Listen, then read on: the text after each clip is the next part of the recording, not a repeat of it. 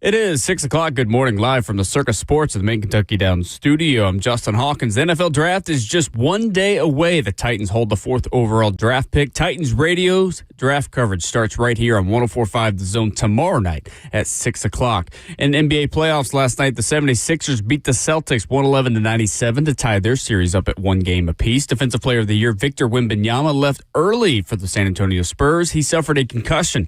The Spurs went on to lose to the Trailblazers 106-103. Now their series is tied up at one game apiece. Then in the late game, LeBron James continues to do LeBron James things, shining, scoring 28 points as the Lakers beat the Rockets 101-94. They take a 2-0 series lead as the series heads back to Houston. In the NHL playoffs, a second overtime in the series between the Lightning and Canadiens, but the Lightning prevailed this time 3-2, evening the series at one game apiece. Then the Bruins beat the Sabres 4-2, tying their series up at 1. The Utah Mammoth with their first playoff win in Utah as they beat the Golden Knights 3-2. They tie their series up at 1. And then the Avalanche, they take down the Kings in the late game in overtime 2-1, taking a 2-0 series lead as the series heads back to LA. For all your foundation repair and waterproofing needs, you got to go to USSTN.com. Breaking news at once on your home for the Titans involves. This is 104.5 The Zone.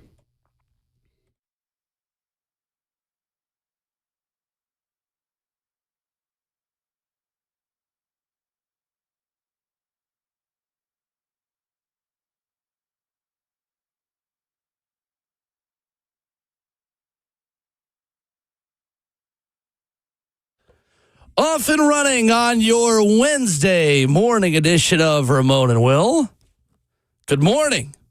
On NFL Round 1 Draft Eve, the number is 615-737-1045, and we stream the show live at 1045 The Zone TV, Facebook Live, YouTube, Twitter, or Twitch. Who do you believe? Who do you not? More intel out there about the Titans and one specific prospect that we'll get to coming up here in 20 minutes. Austin Price joins the show early this morning at 7 a.m. We've got bold predictions on the draft, things that we think may or may not happen. Coming up at hour 3, Rhett Bryan stops by in hour number 4. He is the 11-year NFL veteran involved for life. Ramon Foster, Justin Hawkins, Zach Kroll hanging out in the control room. I'm Will Bowling. One day more. Gentlemen, we've almost made it. Good morning. We're here. I was talking to my boys about, I was like, I'm so ready for the draft. Like, we've explored every scenario. And then what's funny about it, my boys are reiterating that back to me. It's like, yeah, you guys have said this about Jeremiah Love, and then you talked about this guy. I'm like, oh, so you've been locked in, huh? You just don't know that goes to work. You actually listen to me. But everybody and their mom, I feel like this year have explored every scenario, which I appreciate this year. Every scenario that we could think of around this draft pick because of where sources have taken us, storylines, pre-draft, I guess, mess-ups, potential surgeries, arrests, even. Zachariah Branch at Georgia this weekend. Yeah, minor, but still accurate. A little misdemeanor, you know what I'm saying? Nothing but a little misdemeanor. Standoff. Yeah, quite the standoff. Sidewalk standoff. But that type of stuff has kind of drummed up a lot of the movement in the pre-draft, man. As players, what is this final stretch like? Try to find time to ease your mind. Yeah. It's out of your control. I thought going into it, I'd probably be like a 3rd to 5th round draft pick. So I'm amped and, ready for the process of it all. It is legitimately, if you play and love the game, and I feel like the same will have to be for the NBA and NHL and MLB as well, like everything's out of your hands and you're trying to do as much as you can to remain normal. Like go work out, try to watch some of the pre-draft, not all of the pre-draft, have conversations with your agent, just really settle into the best case scenario most times while, in a minor way thinking about the worst case scenario, because the way it seems going into the draft is either you get drafted or the world ends. That's kind of where it is. It's like you get drafted or the world ends and you're trying to be a part of that group. And if not, figuring out how to navigate those waters. Like that's the day before is one more workout. Don't do nothing stupid and try to ease your mind. Yeah, it's kind of feel weird having a a plan, having a team and a coach. And I know you have personal coaches and trainers and all of these things, but going from all of that to just feeling so isolated through this entire process that is literally made to tear you down versus actually build you up in any kind of way. Mine was also the thought I remember having was legitimately asking the question, what city will I go to? That bothered me. Like, it scared me. I'd only been mostly in the Southeast. The most north I had traveled at the time was with the Vols, and that was the Notre Dame. You know, like, and then I'd flown to California when we played UCLA out there. Like, that's the most I'd ever gone outside of the Southeast, to be quite honest with you. And all I kept thinking is, what if I go to New York? Like, I don't know why I was petrified of what New York presented it, but all I'd ever heard at that time, especially in the early 2000s, was this 04 to 08. It was just like, it's the big city, blase. When you never traveled outside of the Southeast, that was bothersome to my mind. Like, well, I have to navigate Manhattan, So that was it. I knew about the taxes of California, but being away from family was going to be huge. And here I am still going up to Pittsburgh, which Pittsburgh, as we've been up there, is mostly it's a blue-collar, northern, southern city, if that makes sense to you. There's not a whole lot of glitz and glamour about Pittsburgh, so it was perfect for me. You can almost get small town feel with Pittsburgh because it's not the hustle and bustle of Philadelphia, if that makes sense. Yep. Like, Philly you've gone to Philly recently. Like, you feel like you're in the mix in Philly. Pittsburgh, you can really just hang out and just be cool, even in the downtown area. It's not anything that's over the top confusing other than the streets. Like, the roads in one ways is stupid, but yeah, I'm sure you got there and you're like, oh, thank God there are rednecks here too. That's perfect. Yeah, I got some stories. I'm sure you do. I'm sure you do. West Virginia's not far away. No, it is not. Okay, all right, just full transparency. And I know people transplant to different cities, but like, sometimes, like, I played in the Steelers basketball league. They used to do it. I think maybe the Titans did it well. Steelers basketball league? With players. Like, young guys in the offseason. Can imagine that happening now. Oh, my gosh. No, not even. We get paid to show up, and it'd be like the high schools. Too much guaranteed money for that to happen. Seriously. And that's the biggest thing. So we get paid to show up to, like, Plum High School charity event, teachers versus Steelers type of situation. We get paid for it, but we traveled all over. And some of these little cities in Pennsylvania, were more southern than Hendersonville, is what I would tell you. Okay. Like, you saw, it confused me a little bit because I was just like, I see Confederate flags in Pennsylvania.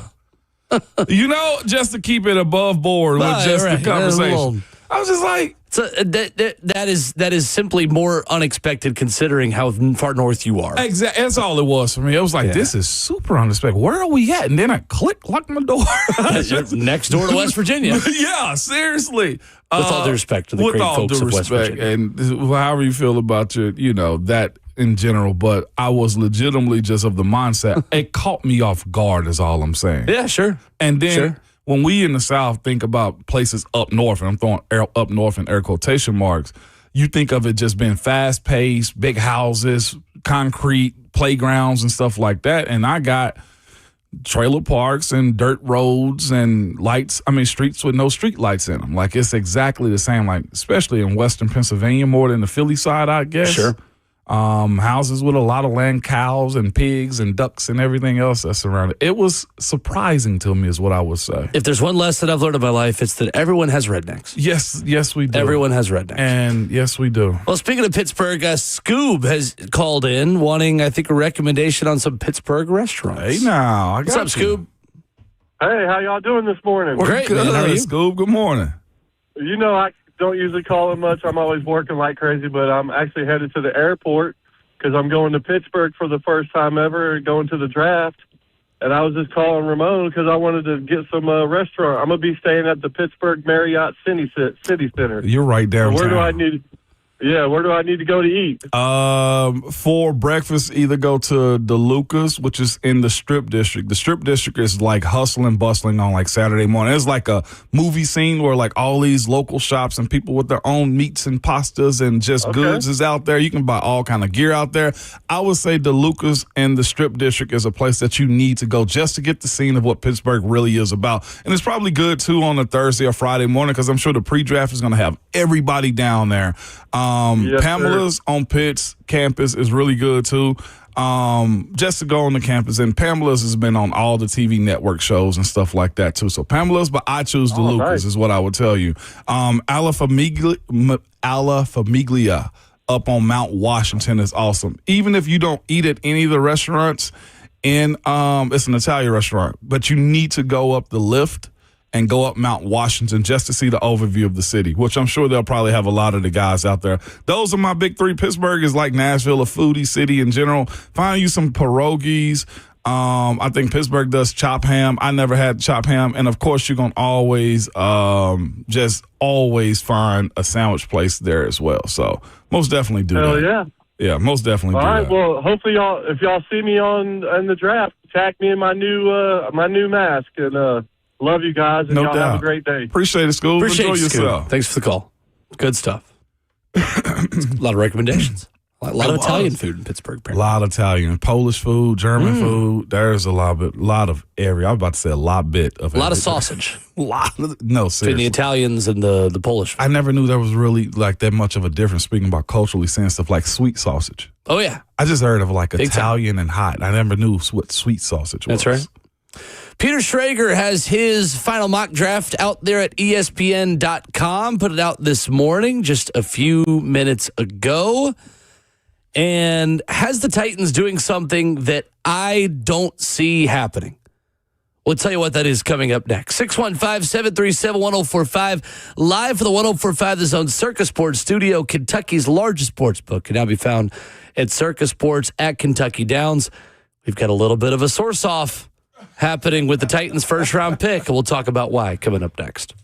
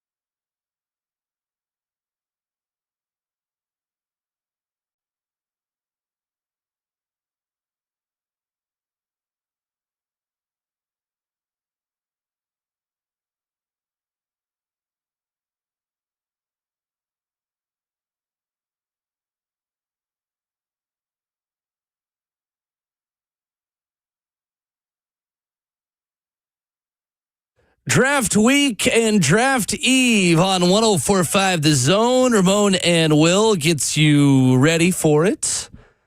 And both of us will also be a part of live coverage over the next 2 days. Tomorrow night, 6 o'clock from Nissan Stadium. And over at the facility on Friday night, Ramon and I have... I'm doing math. That's never a good thing. We're live on air tomorrow and Friday. Tomorrow. We will spend 14 hours together on the radio. Yes, we will. 8 plus 8. Yep, 14 hours together on the radio. Titans radio coverage beginning at 6 o'clock here in the Zone. I'm getting there at about 5 before 5 o'clock tomorrow too. So did we calculate that extra hour too? We'll be together. Well, good thing we like each other. We'll be together for 16 hours. That is clutch right there. The fact that tomorrow and Friday. You're my guy. You feel me? So I'm looking forward to the draft coverage, man. I actually got hit up yesterday. You coming to Pittsburgh? It's like, nah. I'm working the Titans draft, so I'm not even sure if we fully officially announced it. But, yeah, we're working it tomorrow. It's always a good time. The crowd's always awesome. I had to realize, too, there's an actual party on the field, too. And I didn't realize that was the case just for a numerous amount of years. And I had to go out there and see, like, they cover the field with people. That's right. They celebrate the pick. That's exactly right. Jeremy on YouTube says 14 hours with Buck? Woof. No, just 14 hours of Titans radio and of our show. Yeah. So obviously we're here with you today, tomorrow, and Friday talking about the NFL draft and reacting to everything Friday morning. And then Ramon and I are both a part of Titans radio's draft coverage. Rhett Bryan, who will be here this morning at 9 o'clock, also a part of that coverage. Amy Wells, Taylor Zarzer, the entire Titans radio crew ready to bring you live pick-by-pick coverage. I'm excited. I am too. I'm probably way over-prepped, but that is a great thing opposed to the opposite. It is, no doubt about it.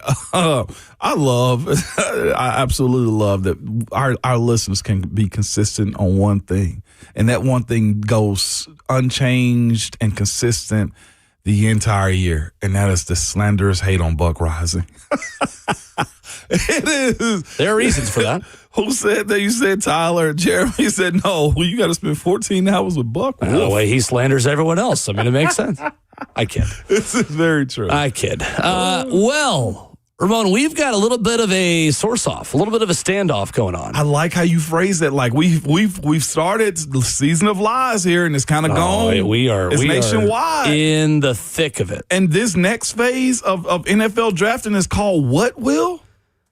This next phase of the draft? Yeah, a source-off? A source-off. A source-off. Regarding Sonny Styles and his ability to be picked by the Tennessee Titans. So Peter Schrager has his mock draft out this morning with intel on every pick. Obviously, it's Fernando Mendoza 1.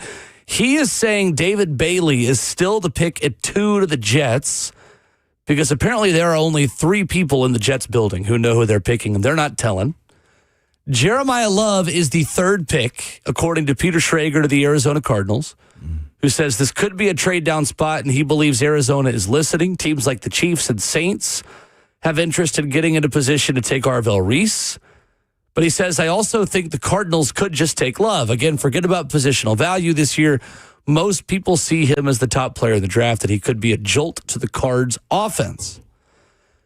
Peter Schrager is sticking his neck out there that it's Sonny Styles at 4 for the Titans, which he says they would pick over Arvell Reese. He says it would be hard for the Titans to not take Reese if he's still available, considering their needed edge rusher. But it would also be hard for Coach Robert Saleh to leave Styles on the board. He is seen as a near guarantee with exciting traits. And remember that Saleh loved having Fred Warner and his defense in San Francisco. Tennessee wants franchise cornerstones, and Styles can be just that. In this scenario, Reese would drop to 5, going to the New York Giants. I'm going to put my neck out there and say, just guessing, and I don't consider myself an NFL insider, both in the local or national sense, obviously. That would really surprise me, Ramon. I'm talking about I'd be the most surprised. That would really surprise me to see them going Sonny Styles over Arvell Reese. Yeah. I wouldn't be stunned to see them take Sonny Styles. Wouldn't you be pretty surprised, though, to see them pass on Arvell Reese for Sonny Styles? I think it's even more flagrant that Arvell Reese goes 5.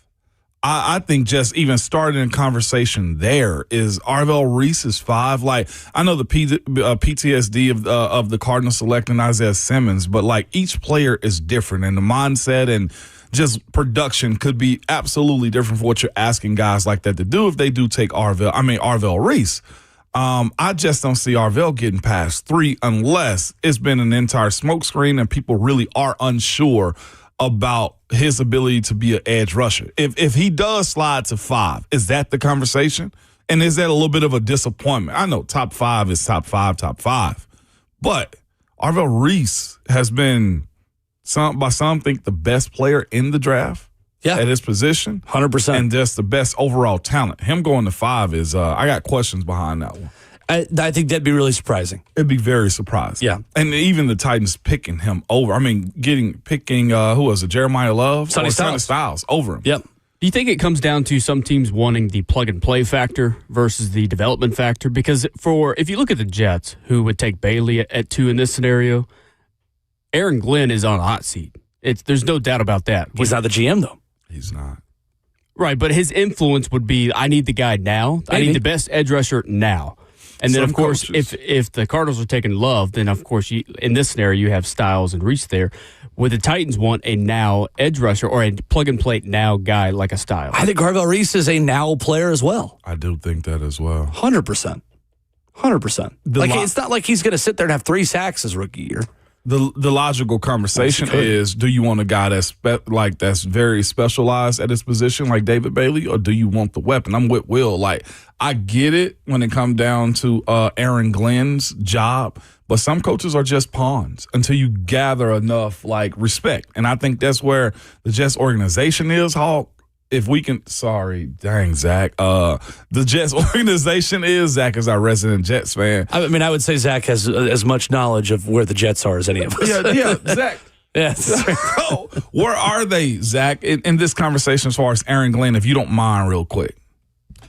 Well, Glenn is definitely on the hot seat, but the thing about the Jets right now, which I find interesting, is the fan base has a lot of belief in Darren Muji. And I even think since this regime came in, Darren Muji has gained the trust of not only Jet fans, but I think Woody Johnson in a way too, because of some of the key trades he's made. That Sauce Gardner trade has aged really well so far. Same thing with the Quinnen Williams one. So Jet fans do have a lot of belief in Darren Muji right now, and I think rightfully so. Does that translate over to his relationship with the head coach? That's the question we're all wondering. Yeah. And I'm not an Aaron Glenn believer. Okay. I think there's a good chance he's gone after the season. There it is. I think it probably is too. He's a pawn then, if that's the case. I hate that for him. Easton Freeze at A to Z Sports has different reporting on the Sonny Styles part of this for the Titans. He says at A to Z Sports.com, I'm willing to go down with the ship on this one if I must. 3 national insiders are pushing Sonny Styles in some form or fashion. Adam Schefter on Get Up, Peter Schrager on his podcast, and now obviously in his mock draft that came out this morning, and Tony Pauline, who says Bailey is the pick they covet, but the team likes both Sonny Styles and Jeremiah Love, yet they prefer Styles. Easton, quote, they all have this wrong. Arvell Reese and David Bailey are lumped together as a pair at 50% probability of being the pick. In other words, whichever one is there, if they don't come off the board in the first 3 picks, would be the Titans' preference. He says Jeremiah Love came in next, referring to an article he wrote at owners' meetings about the player with the best probability of being the pick. He says Jeremiah Love came next at 35% as the, quote, if the edge guys are gone, clear favorite. Then Sonny Styles, Carnell Tate, and Ruben Bain rotated some as the remaining smaller percentages. The second version, he says, of my chart had Sonny Styles as a 10% chance, as the only other option at 4 with a puncher's chance. Easton quotes this, I'm quoting this word for word from him at azsports.com. I do not think Styles is a serious consideration at the 4th pick. The Titans like Styles a lot. It's a simple numbers game at the top. At least one of Reese, Bailey, and Love must be on the board for the Titans at 4. And he says, I feel very strongly that they wouldn't pass on one of those players for the off-ball linebacker Styles.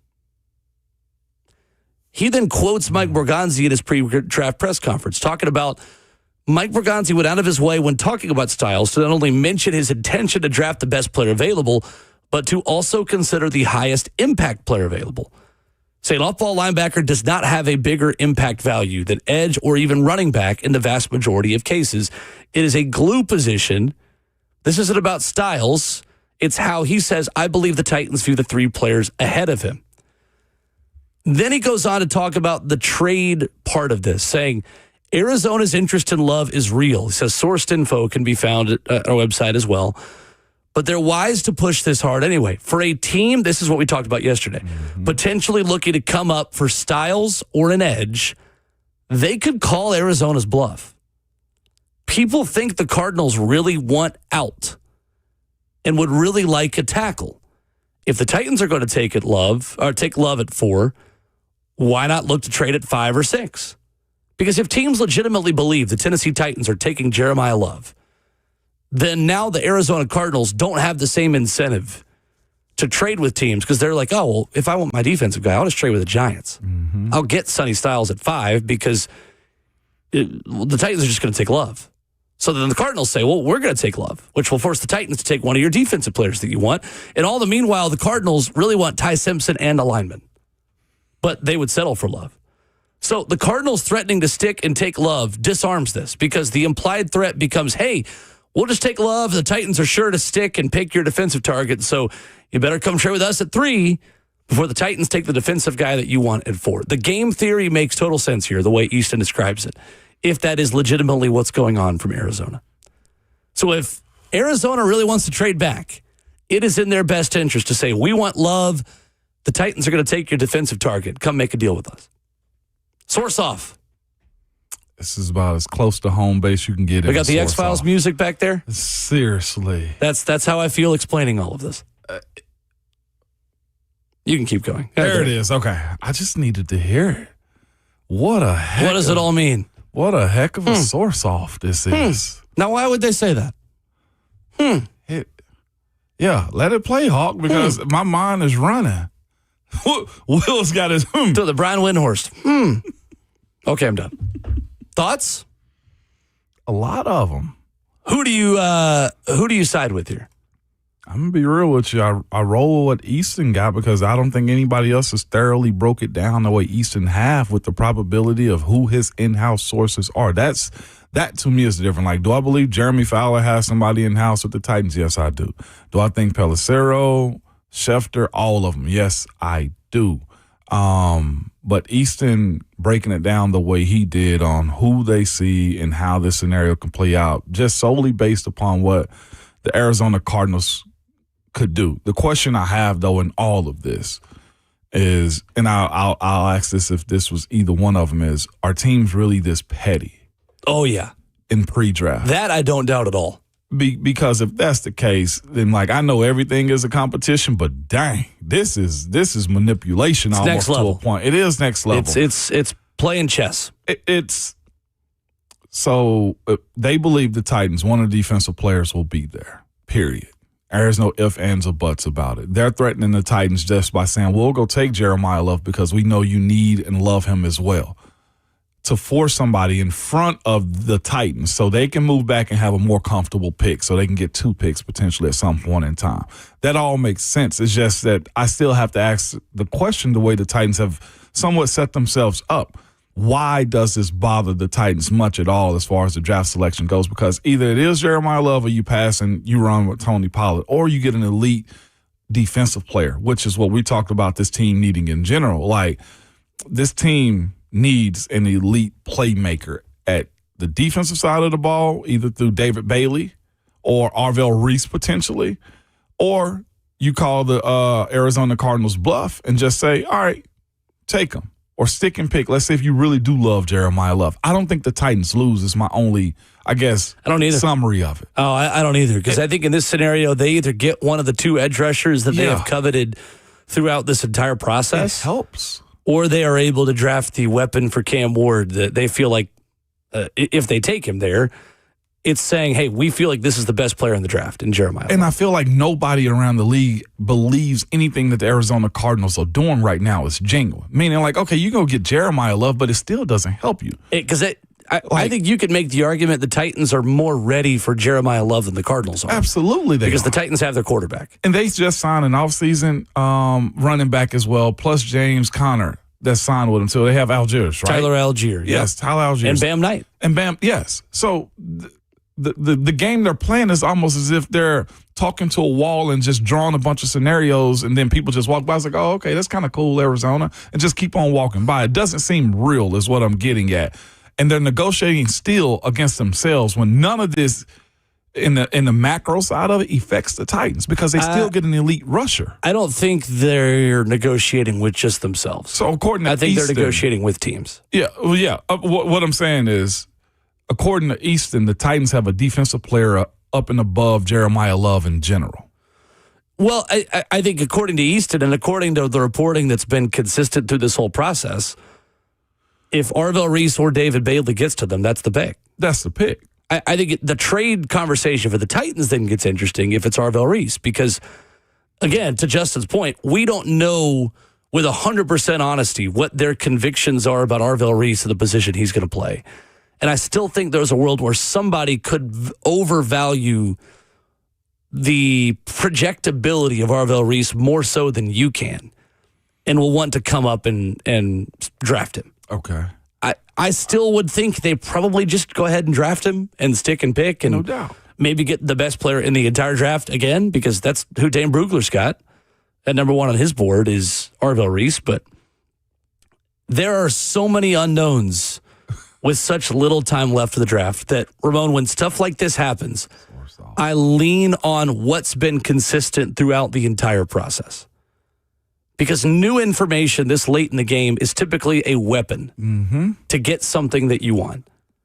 So weaponizing information that's Love at 3, Styles at 4, has a motive for multiple teams to be able to get what they want, which is an overvalued trade, potentially at the 3rd or 4th overall picks for either team, the Cardinals or the Titans. What we have known from the beginning is that they covet one of the top 2 edge rushers and also believe that Jeremiah Love could potentially be the best player of this entire draft. Yeah. I think it's one of David Bailey, Arvell Reese, or Jeremiah Love, who's the pick on Thursday. That's tomorrow.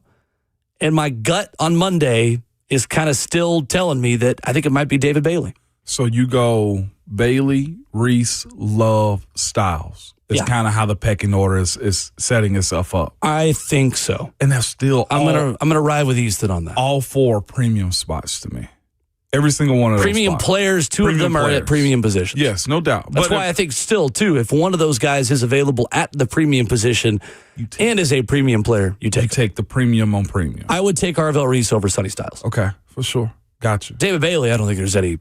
I don't think it's a hard decision on David Bailey. So Bailey, Bailey. It's a little bit Reese. different on Reese. Yeah. I question Reese just a little bit. I think he's going to be question all of successful. I mean, well, yeah. Except maybe Styles.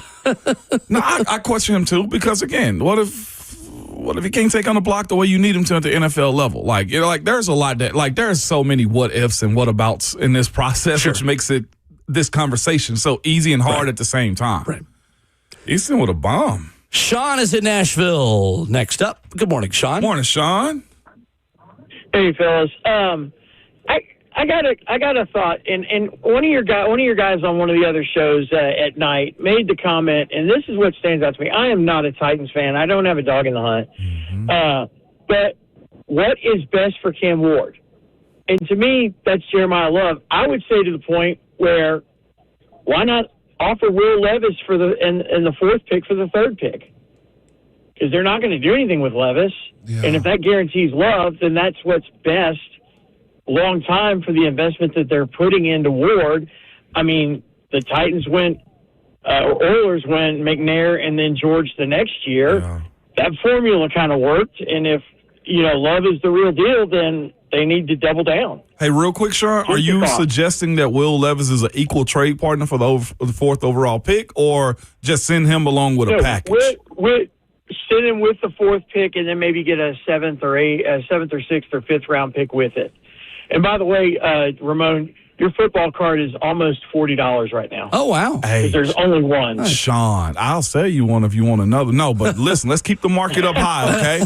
Sean, keep me updated on that one, man. Okay? Well, Bill Bates' starting lineup is one of the most expensive because it was only released in JCPenney stores, and he's bought a majority of them, but that's a $400 piece from 1989. Come on. Wow. Heck yeah. Good Sean, stuff. call back anytime with any prediction you have, Sean. I Thank love you for the call, Sean. I We do- appreciate you. I do have a custom Ramon Foster starting lineup, by the way. I love you. All right. Say Thank it you, back. Sean. Appreciate Say it the call. back. All right, thanks. Say it back.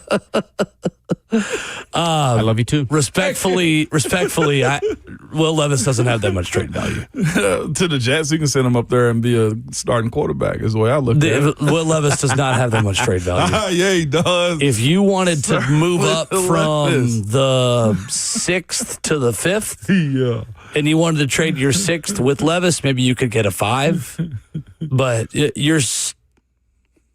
respectfully, Will Levis just doesn't have that much value. But to you move know up. what this shows? Not in the top 5. Do you know what this shows? What non-Titans fans feel about Will Levis? They love Levis still. I wouldn't say love. I wouldn't say they love Will Levis.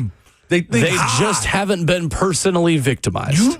you got to as jump on the much table for Will by Levis. Will Levis. You want his value at a 615-737-1045. We're free from this. We don't have to do this anymore. 5. Hell yeah. Coming Levis. up, a first-year head coach is trying something different at practice. We'll talk about that next.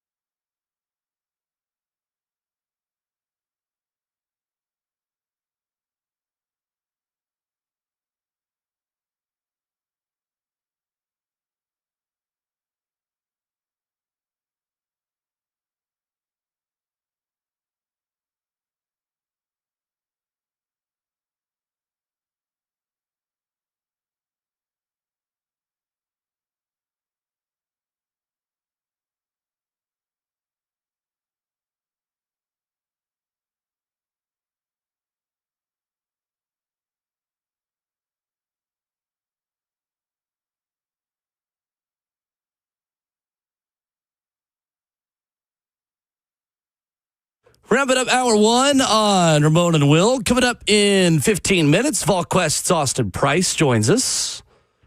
Hit the Tennessee headlines early this morning. Transfer portal hot for both the men and the women on the hoop side of things. We'll talk about that coming up here right at the top of hour number 2. So Nick Walters tweeted this out. Raiders reporter Ramon. Apparently, Clint Kubiak is wanting to take a page out of Butch Jones's playbook, which, good luck with that. At an NFL minicamp. Says, earn the shield. It appears new Raiders head coach Clint Kubiak is having his players work to have the shield decal put on their helmets, as seen at day 1 of veteran minicamp. Not rookie minicamp. They don't have rookies yet because obviously the NFL draft hasn't happened. Earn the shield, Ramon. You gotta come correct to practice. You gotta really. I know you got a wife and kids at home. You're making $20 million. Tyler Linderbaum. You know, you guys. You have many leather-bound books at home, but you know what? You've got to work out hard enough in t-shirts and shorts to earn the shield on your helmet. Dang it! This is so corny. How would this be received? It's so corny. In the 11 years that you played for the Pittsburgh Steelers. There's so many group chats that are going on right now that's talking about him behind his back. Like, it is the corniest, weak thing that you could do. It's a non-football thing that he's asking. I've already earned the shield, sir, by either being on the team because I'm at a veteran training camp, or you fools drafted me and you paid me millions of dollars to be here. You want me to act like I'm earning a shield? Guess what, coach? This ain't college. You don't have a 100-plus man roster out here. I'm getting that shield one way or the other. And you know what? You can't cut me. You know why? Because I make way more than you do right now. And guess what? You need me to help you keep your job, Coach Clint Kubiak. Like, that is just one of the dumbest things ever. Like, it could be for a young team. Like, hey, yeah, we're doing this the hard way. Like, that's one of the silliest things I've ever heard is you got to earn the shield on your helmet. Like, this isn't college is what I would tell them. Like, it's one thing to, you know, what I would suggest of a coach in this situation is trying to change the way their, I guess, projection is as a team with the Raiders is to coach. You coach hard.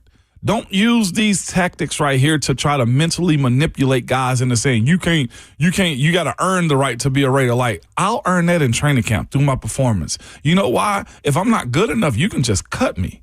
But if I am good enough, you're going to give me that damn shield. Like, it doesn't affect me, coach. Yeah, it's really weird. It's weird. That fired me up because I'm like, why do we have to play these games in the NFL? Like, that is such a non-football discussion, attention getter, conversation maker that is not productive whatsoever to the game that you need to play in the fall. And I absolutely hate coaches that don't want to do their job. And you know what their job is? It's to coach and make you better and develop. Yeah. Instead, I got to go use this tactic of we're just going to wear silver helmets out here and you got to earn the shield. If you broke, then just say that. If you scared, say that. I could understand this maybe for a rookie minicamp. Or for college. Or for high school. Thank you. Or for the Brentwood Blaze. Yeah. Earn the Blaze. Beach Bucks. Yeah, like, I know. Come on. I know. It's a little different. Like, I get it. Different. This is first time in the driver's seat for a head coaching job. He's trying to show the world, Raider Nation, I'm making them work. You know what Raider Nation going to appreciate? They're going to appreciate wins in the fall. And you know what will happen if those wins don't translate from them earning the shield? They're going to joke your behind on 4/22 for the rest of the year because you said you made them earn it. So it looks more like a you problem. That's really what it sets himself up. Like, this is more of a you problem, Clint, since you couldn't get them together. And I think he's going to be a fine coach. He just doesn't have to use this, especially when it comes down to veterans. Like, coach them hard. You ain't got to tell them they got to earn it. Just coach them hard. Yeah, that is the one thing I've learned in being around training camps and being around different coaching staffs who do things different ways. There's just so much time and energy around showing players how stuff is going to be done now when a new staff comes in. And it's obviously why you get extra time, and that's been collectively bargained between the league and the PA to say that teams with new coaches get that extra week, and that'll be the case in training camp where the Titans will be able to start earlier than the rest of the teams that don't have new coaches and all of those things. But Yeah, it is. It's just funny the way different coaches decide to use that extra time. Try to motivate guys that are motivated by a check. Yeah. All he got to do is go ask Tom Brady, like, respectfully, like, Tom, how did you guys go about doing this? You know, like, the logo on the side of the helmet thing, like, again, all of this is cute, but when September hit, no, matter of fact, when August hit, they're going to have the shield and the doggone emblem on their helmets regardless. That's where, to me, is just like a mom type of conversation and competition. Like, we cannot not have the emblems on our helmet, Coach. I'm sorry, but I can be the weakest walk-on that you want me to be. And when that TV production come on, I'm going to have that emblem and that logo. We mentioned Will Levis, and you can't mention Will Levis without some takes appearing in the F and Beg chat, including one that says, Levis greater than Ward. Put Ward on that 24 roster, he would be Levis. Vandy Chris chiming in saying, in no world is Hendon Hooker on this roster over Levis. If you want to talk ass QB, Hooker is that guy. Chris, I don't think you understand, though. The reason why Hendon Hooker would make the roster over Will Levis is because Will Levis has trade value. And right now for the Titans, somebody is going to invest time and resources and probably a draft pick in giving Will Levis a second try. No one here is saying that Hendon Hooker is necessarily better at quarterback than Will Levis is, although considering what Levis has looked like on the field, I probably could make a compelling argument there. The reason why Hendon Hooker could maybe be here instead of Levis is because of what teams positively will view in Levis. I get that some of y'all hate Tennessee, but like we gotta listen. We cheered for an Alabama running back for a long time. Javon Curse was a Florida Gator that I loved in two-tone blue. When these guys put on two-tone blue, when they become Titans, when they become NFL players, what they wore in college is mostly irrelevant. I understand why fans love Hendon Hooker, love Peyton Manning, love all these different players, and obviously those allegiances never totally die. But what are we doing, Ramon? I'm typing Chris back in the chat. What are we doing? Chris, you're actively trying to hate now. I know Rick Barnes had a good transfer portal, crazy. Like the 1 year of beating Tennessee and Neyland, like it's exciting. We're feeling extra confident. We're getting over our skis and everything, but we've got to be reasonable here. V-Man, get me Chris, man. Chris is on a different level of hate. Like, I hadn't met a better hater since 50 Cent on social media right now. Chris, you're trending towards, like, 50 Cent hater level versus, like, Floyd Mayweather at this point in time. I really do respect it. It's consistent. I really do respect it. And then just going to the facility this morning, having, like, a veterans training camp. He didn't even ask for this. We did not bring up Hendon Hooker until he did. Can I be honest with you? I've lightly forgotten that Hendon's a part of the roster, to be quite honest with you. Like, it's a non-thought to me. Yeah. Like, it's a good guy to have in the building. It was Mark that brought up Levis in a trade. Like, and I gave Levis credit on this one. Chris, you acting real different these days, man. Like, it ain't even the no, he's not, though. Season. Not acting different. It's just the same. He didn't used to be this bad, man. Like, LMT says, Will, you can't call it two-tone blue anymore. That's fair. I will give you that. Coming up, Austin Price joins us. The latest for the Vols of the transfer portal after this.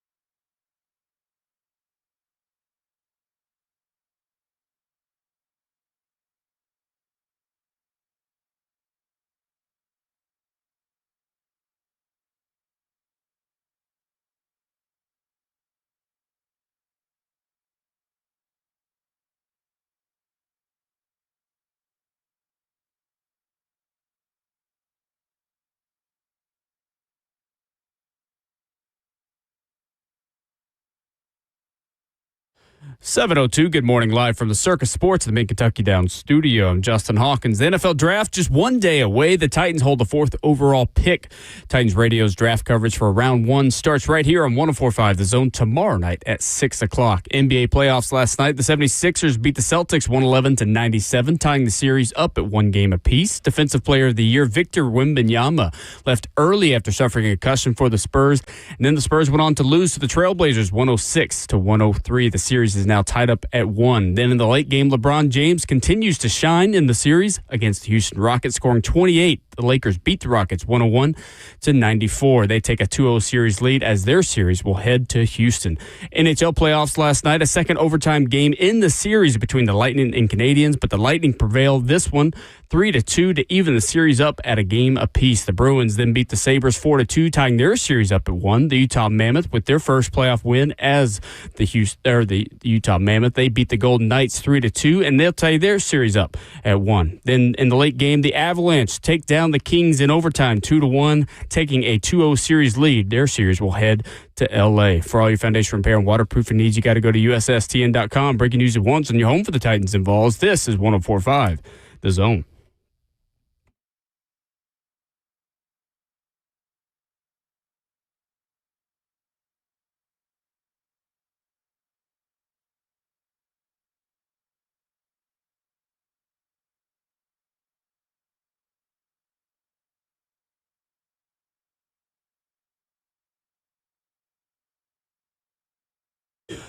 Little change of pace for hour number 2 as we get things started with some broken glass. At 7 a.m., he is Ramon Foster. I'm Will Bolding. We are pleased to be joined by That's our new show intro. Austin Price. Typically, Christy O'Brien's traffic updates are like the opening act to Austin Price. You get our normal show intro and Justin's update, but you, of course, always get the stone cold glass breaking for Austin. What's up, Austin? Good morning. Good morning. We got a little extra sauce on it this morning with the Heath Ledger "Here We Go." Yeah, that's right. From The Dark Knight. So yeah, I like that. That's nice. That's what I'm saying. Nice. Austin, that's the only way you make the show from here on out, man. You okay with that? We'll add Heath Ledger and the broken glass. How about that? We're the only show that'll intro you that way.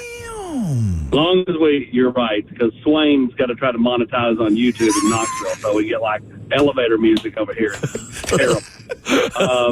You saying we're cooler? Is that what you're saying, Austin? We're a little cooler over here? 1,000%. VolQuest, Austin Price with us. Ton to get to, as always, Austin, at the transfer portal. What has been your personal favorite addition, most impactful addition that Tennessee men's basketball has made in the portal so far? I think it's got to be Terrence Hill for me. Point guard position makes everything go for Rick Barnes, and he's going to be the guy that runs the show. And he's kind of like Jacoby Gillespie in terms of he can play off the ball. So if, they have somebody else in the game that can help bring it all up the floor, then he can play the 2 guard. But he can absolutely be a scorer. He can be a distributor. And for me, it's him. I think the greatest X factor is the Harrelson kid from Notre Dame, just because he's kind of like Josiah Jordan-James in terms he can be the point forward, right? And he can bring it up the floor some. He did that at Notre Dame. But he can also be down the block and score it down in the post. So I think he's the X factor at this point, and we'll see if they can continue to build on that with Juke Harris or potentially returning Nate Amen, depending on how the NBA draft process goes for those guys. Austin, what did make the difference for Tennessee over Kansas, specifically for Terrence Hill? I think it's the way they use Jacoby Gillespie.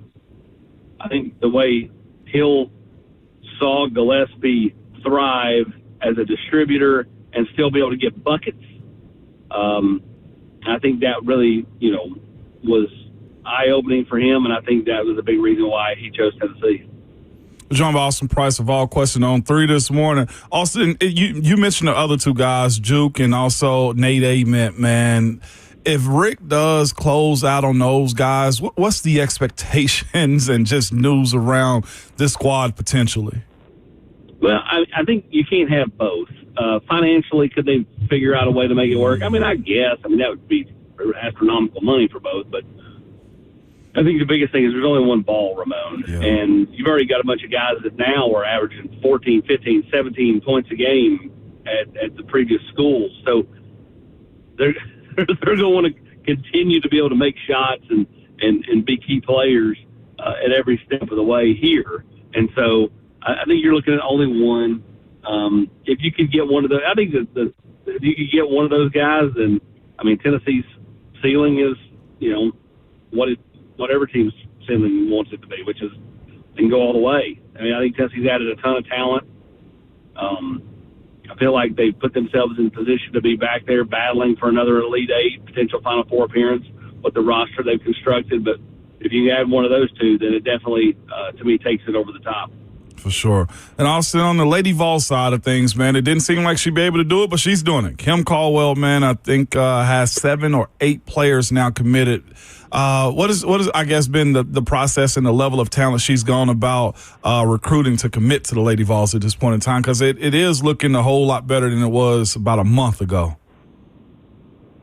Absolutely. Tennessee's done a really nice job. They've been able to bring in players that have experience in this league, and I think that goes a long way. To get, they call her Fats. That's her nickname. Wow. But Fats Gentle from Texas A&M, basically a double machine for A&M this past year. They need, rebounders, bigger bodies that can rebound.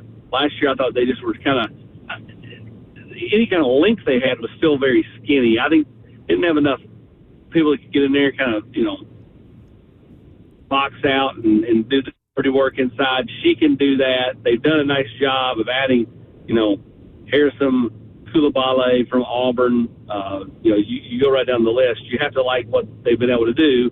And then, to add Irene from England, who's got, a nice game to her, I think has been big. Yesterday they had Kayleen Schmeichel from Maryland on campus. I think that one's trending. And if you follow Bill Ferrara, Tennessee's assistant coach, on Twitter, you follow the tweets. It's the same GIF. But that means the bat signal for commit. And, again, Kayleen Schmeichel was on campus yesterday, which means all signs point to that. Could potentially be, coming today. We'll see if that gets announced today, kind of the way the Jenna kid was announced yesterday. And then we'll see what they continue to do. They're going to continue to swing at Big O, Olivia Edwards. She's taken a couple of visits to South Carolina, Texas, Louisville. They're going to continue to swing there and see if they could, throw a Hail Mary and get her back in the boat. Again, to me, you're playing with house money. Everybody, I think most people have left her for gone. And if you could, pull a Hail Mary here and get her back in the fold, it would be a huge coup for Caldwell. But either way, yeah, they've done a nice job of building a roster. I think all those girls that I've talked to have talked about getting here as quick as possible to get good team chemistry. I think that's been a really big sticking point for the coaching staff is they want to make sure this team is much more connected than last year's team was. Austin Price of AllQuest on 3 joining us at Austin Priceless, where you get him on Twitter. Going back to Nate Ament, Austin, have there been any updates there since the last time we talked to you? What kind of timeline are we working with Nate Ament potentially making a decision here? You're looking at another month. I mean, these kids are going to go through the NBA draft process, and at least I think at minimum another 2 to 3 weeks. Same thing with Juke Harris in a lot of ways. And so you're really at their mercy. So that's the hard part for Rick and company is, they could end up with a big late addition. They could, see both end up going to the NBA, or you could have Nate go to the NBA and Juke come back to college and not pick Tennessee. Either way, you just got to keep the pedal down, see kind of where things go from here. But they've done a nice job of, building on what they've done to this point. I know we always play this game with recruitments like this where you have moderators and writers from other sites commenting on their team's chances, but also other teams' chances. And you've kind of got that big 3 out there for Juke Harris with Michigan, with North Carolina, with Tennessee. Where are those other 2 teams, Austin, in that pursuit of Juke Harris? Obviously, the NBA is still a big thought for him as well. But who are kind of the major players there that maybe feel like they still have a shot in going after Juke Harris? Yeah, Michigan and North Carolina. And you got Michigan's the defending national champs. Dusty May's got a lot of juice with him.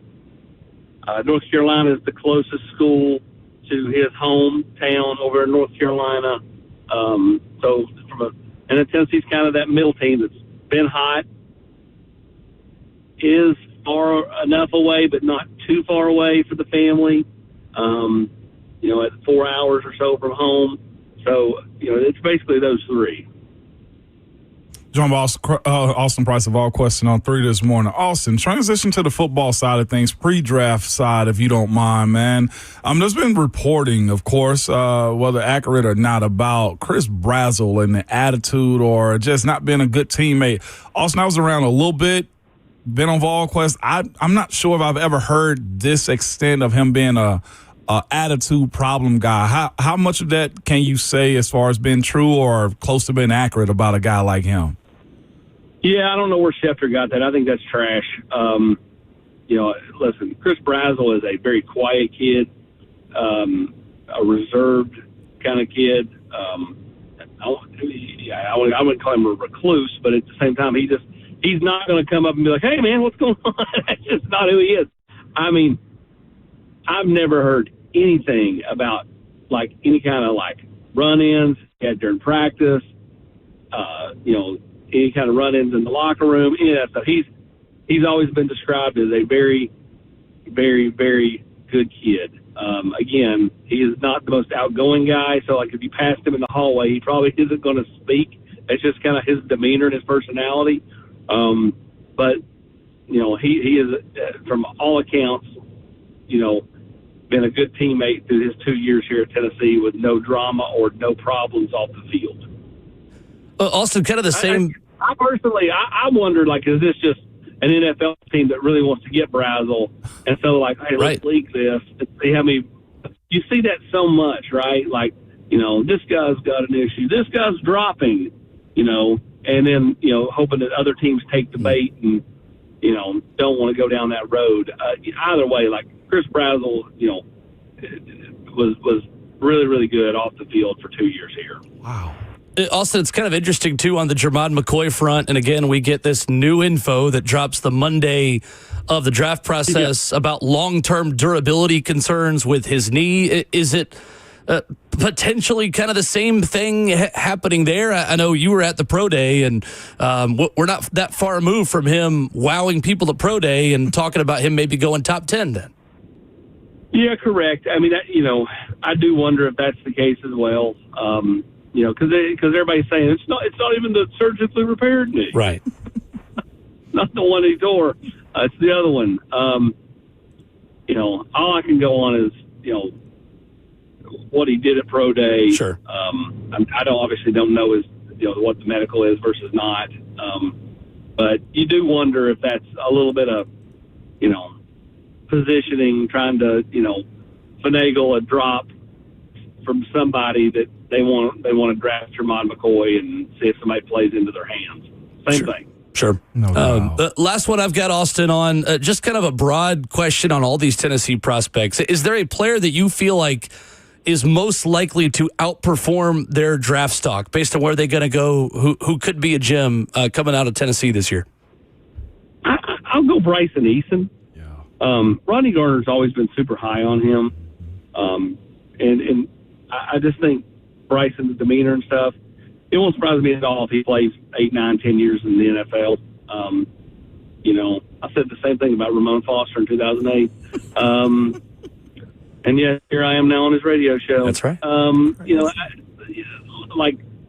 That's the one. Josh Joseph is probably the most intriguing guy to me, just because I think there's some upside there. I just think it all boils down to, again, fit. Going to a place that, you mesh, stability, and all those things. I always told Trey Smith, it sucks for him that, the blood clots caused him to drop. Right. But he dropped to Kansas City. And the dude's all over State Farm commercials, multi-time Super Bowl champ. if he'd went to, Cleveland, Arizona, would he be thought of the same way? Maybe he would, because Trey's such a great human being, but it certainly put him on the fast path to success to go to a stable franchise with a stable franchise quarterback and a stable head coach. Also, I'm glad you see you categorize Cleveland the same way I do in that perspective, man. That's the same way I think as well, Austin. I got a quick one for you, Austin. You ready for it? Yep. Who's the Vol starting quarterback in the fall? I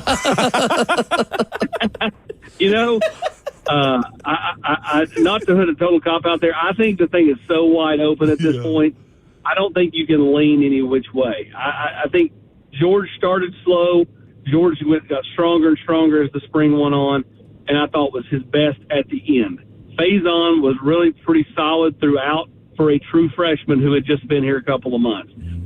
Again, it's not a cop-out answer. I think it's wide open for both those kids going into fall camp. And, these first couple of scrimmages will really dictate that. That's why it's so important for Faison to continue to pick up the offense. It's so important for George to continue to put on the weight. And then it's important for both to play free, play loose. As Joey Halsey used to say about Hendon Hooker when they asked him, what happened to the guy in spring who just checked it down every play, to the guy who's, playing the way he played in 2021, 2022? And he said, we just, convinced him to let it rip. They got to find that moment for both those guys to where they play free, they play loose, they let it rip, they make plays, they don't fear failure, they don't fear a mistake. And whichever one of those guys can do in fall camp will probably be Tennessee's starting quarterback for that first game against Furman. We'll call that the David Sanders Chaz Lanier Memorial Weekly question from here on out until fall camp, the way those were as well. I hope George comes back to training camp this year with a beer belly that's as big as an old school offensive lineman with a cigarette in his mouth. Like, you guys wanted, the nutritionist would want that. You wanted weight, didn't you? Here I am. I'm heavier. Like, I hope you come with a little beer belly, man, just because it gets old.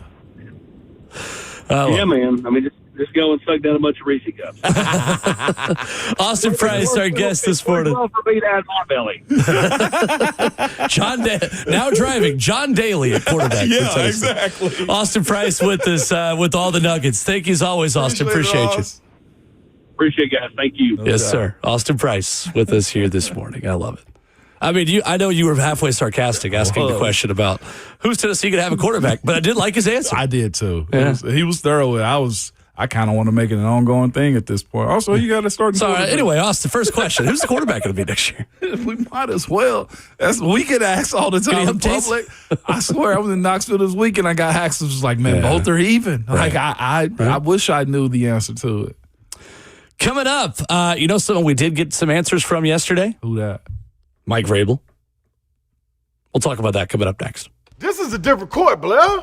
Same result, Slay. Okay, Blair. See, that's Tyler Tanner. See, Tyler Tanner's in the house now. Let's see what you got. Jerry's out, Blair. Blair, come on. Okay, Blair, just come sit down. Come on, Blair, stop. You're going to get hurt. Blair, get off the court. That's enough. What's the verdict, Blair? The courtroom is where I play ball. Boy, Durham, injury law, and that ain't got no roof.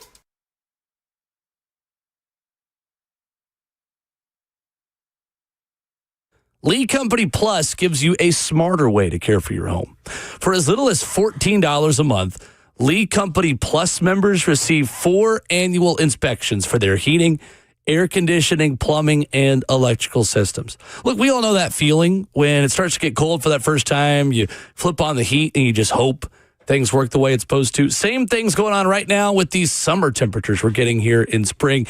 You get that AC going, you move that temperature down a little bit, and you just hope that you feel that cool air.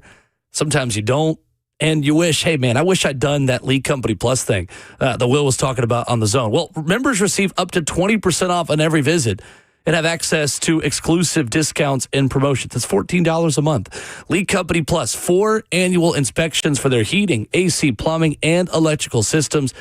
You head online, leecompany.com/plus. You're not going to regret it. Platinum Home Protection starts with a Lee Company Plus membership Online at leadcompany.com/plus. That's Lead Company. All you need.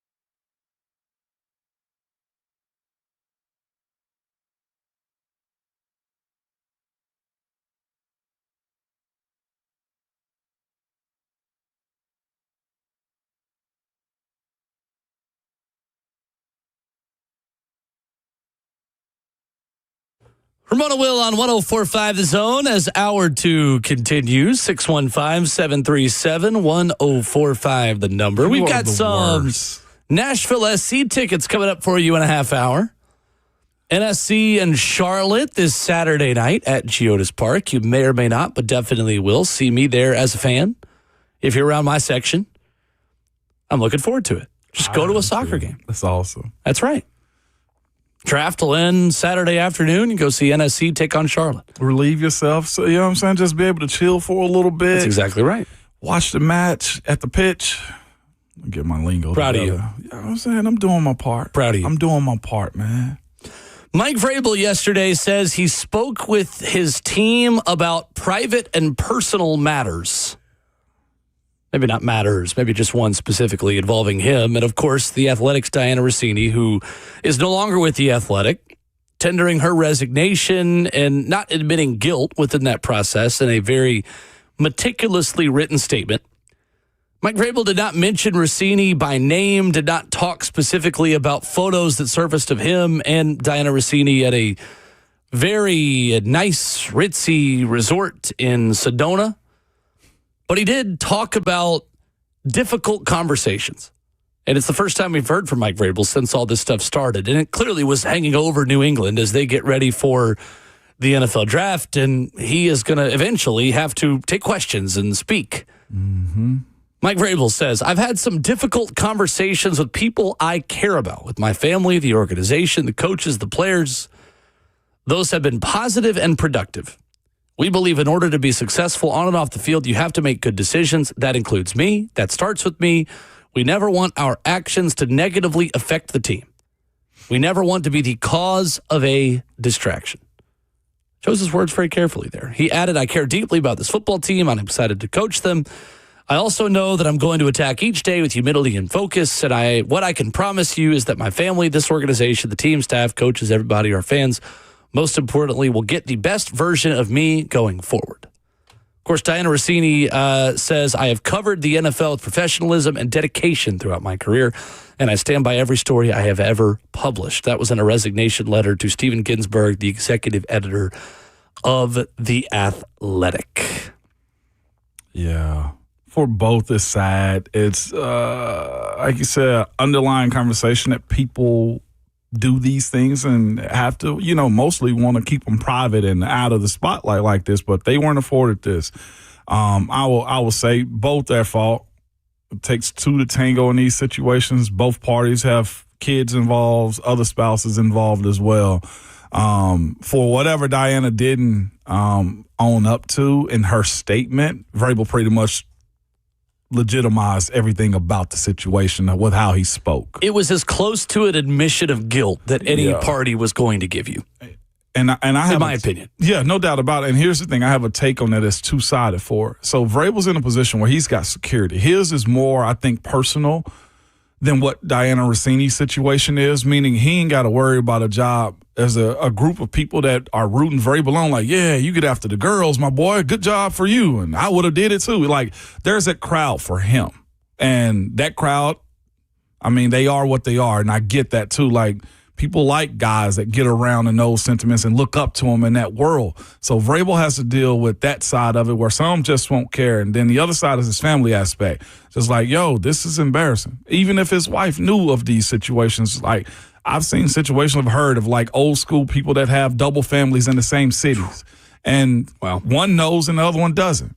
And they're okay with it as long as the bills get paid in those type of situations. But publicly embarrassing like that is a totally different conversation. So that's his side. And Vrabel's going to have to, I like to call that when you're not at a good spot with your wife or spouse is, hey, you're in the terror dome. Like Vrabel's in the terror dome. Each and every day he goes home, and he's got to walk back that pathway of being right with his wife and with the people that he loves and respects. And you hear that in the conversation that he was having as well.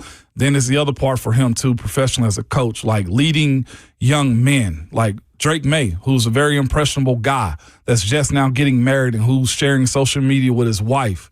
And Michael's a superstar now. You know what I'm saying? Yeah. She's as big a star as he is in some circles, some social media. And so for a guy that you probably look at like Drake May, who's had his high school sweetheart forever, the way that reputation with he and Vrabel is, and they'll amend it in some type of way, But the other side for me is what I'm getting is Vrabel's going to end up being fine because he's got his job, his career, his professionalism, and the macho side of what he did is going to connect with some.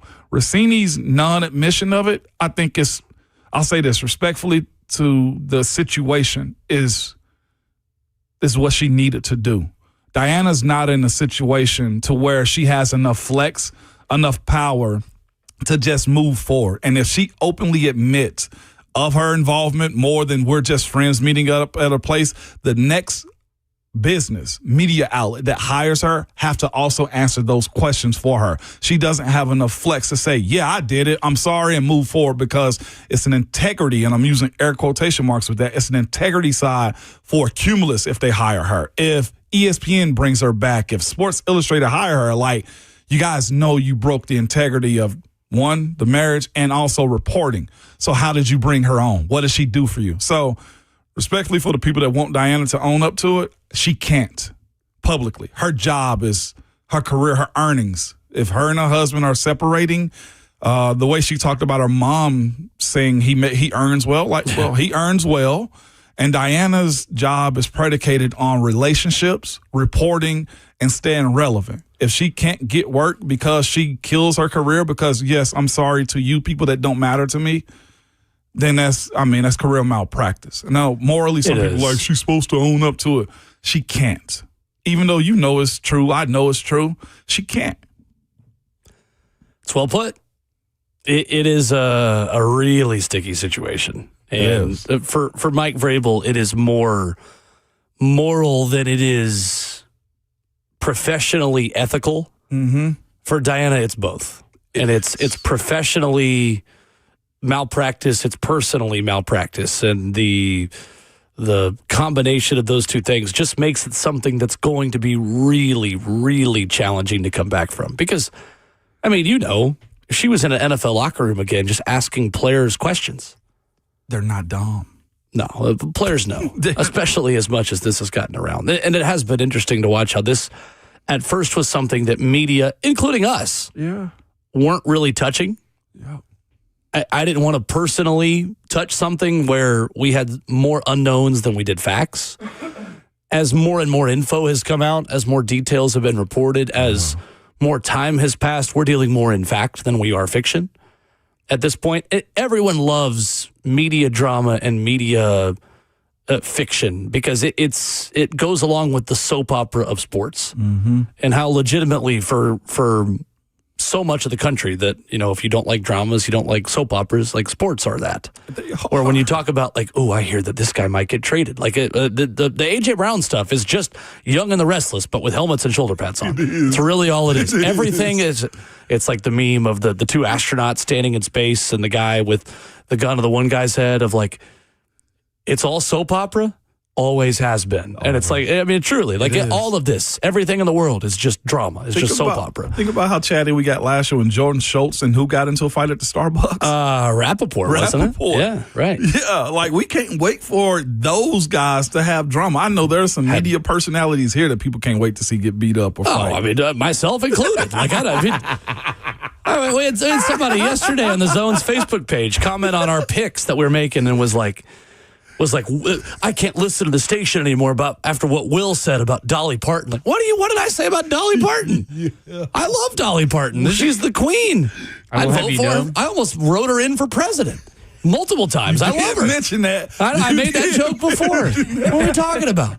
We'll have you know, I did get in trouble yesterday when I got home. You should. I'm glad as you should. Yeah. My wife wanted to make sure that y'all know for our son Tatum, we will be getting her books that she gives out. And I said she's a fantastic person. Shout out Jordan. No, we ain't trying to hear all that I said after the fact. I'm just saying. But I did get in trouble. She wanted me to make sure that I announced that to everybody. We do love Dolly Parton in the household, and that is the last thing that will be said on that. Shout out to Boo Thang. Will, you see the power of the radio? No, I already did. Oh, believe me. Hey. I guess so. I joked yesterday about saying, I don't know if Dolly Parton could perform at the Super Bowl in 4 years because she might be a Dollygram. I'm not trying to kill her. I'm not saying she's going to be dead. I'm just saying I don't know if she's still going to be performing. 4 years is a long time. There's Dollygrams at Dollywood. Like, what are we talking talking about? There are Dollygrams there, 100%. Really? Yeah. Okay. There literally are holograms of Dolly Parton. That's what I was saying. I'm going to be real. Keisha, you probably want to turn this off. We go to Dollywood, I'm going to try to slow dance with that Dollygram. Okay? I love that woman. What do you hold on to? Imagination. It's a Dolly. The Imagination Library for adults. It's just dancing with Dolly Parton's hologram. It reminds me of SpongeBob. Imagination. Yeah, that's right. I was this close, to changing out my Vols tag to a damn Dolly Parton tag. That's how much of a fan I am. Listen, Hawk, I'm glad Boo Thing got you together because we almost waterboarded you after the show. I don't think you know how close you were to getting tortured. She saw you raise that bottle, said, no, you need to apologize.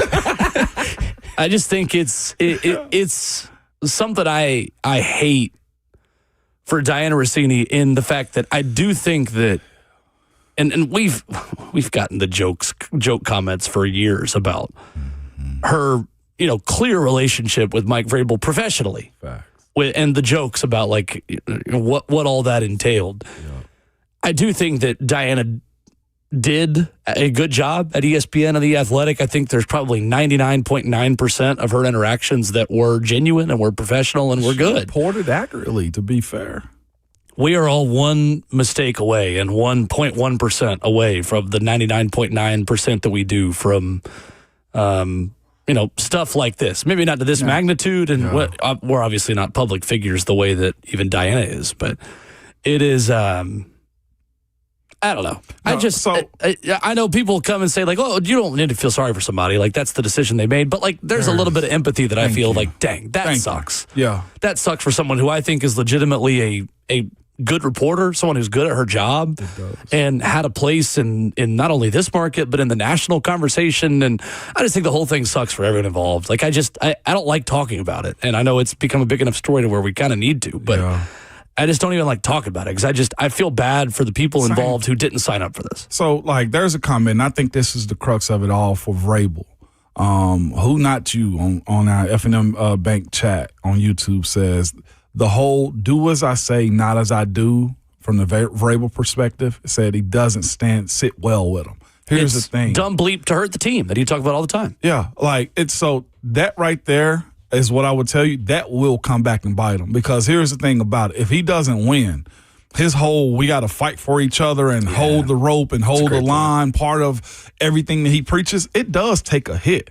The coolness of, the way some view Vrabel or he's untouchable because he gets to keep his job. Well, listeners, 1 or 2 losing seasons, these conversations will be high. Guys will immediately go, what, you got a new side chick coach? Think of how it got for Robert Kraft. Yeah, no, seriously. I mean, his stuff off the field and, in Florida, that got a little bit more heavily discussed and louder when the Patriots weren't good anymore. No doubt about it. For 1 year. it becomes a easy fireable offense if Vrabel starts to lose because immediately it's like the Michael Jordan gambling allegations, right? Mm-hmm. You're too busy in the casinos, Mike. Are you focused on the game? It'll come to his desktop again if he doesn't keep this level of winning the same in New England, especially in that market, Will. It's the way it goes. I saw Gerard Mayo be a beloved Patriot, become one of the most hated guys in Patriots history because of one bad year of losing. Sports does that to people. The folks that are saying Vrabel got off clean, no, lose. Just lose. Yeah, right. This will come back up. That's the part of it that Vrabel has to evade moving forward. Yeah. Respectfully. Well, I think that barring something crazy happening, that's probably us wrapping a bow on it and moving on. Now that Vrabel's spoken, I don't like talking about this. I don't know. Me either. It's not something I enjoy. Nope. 2 big sports media stories, positive stories, Ramon, yesterday. Finally. One of them about your old head coach that we'll talk about next.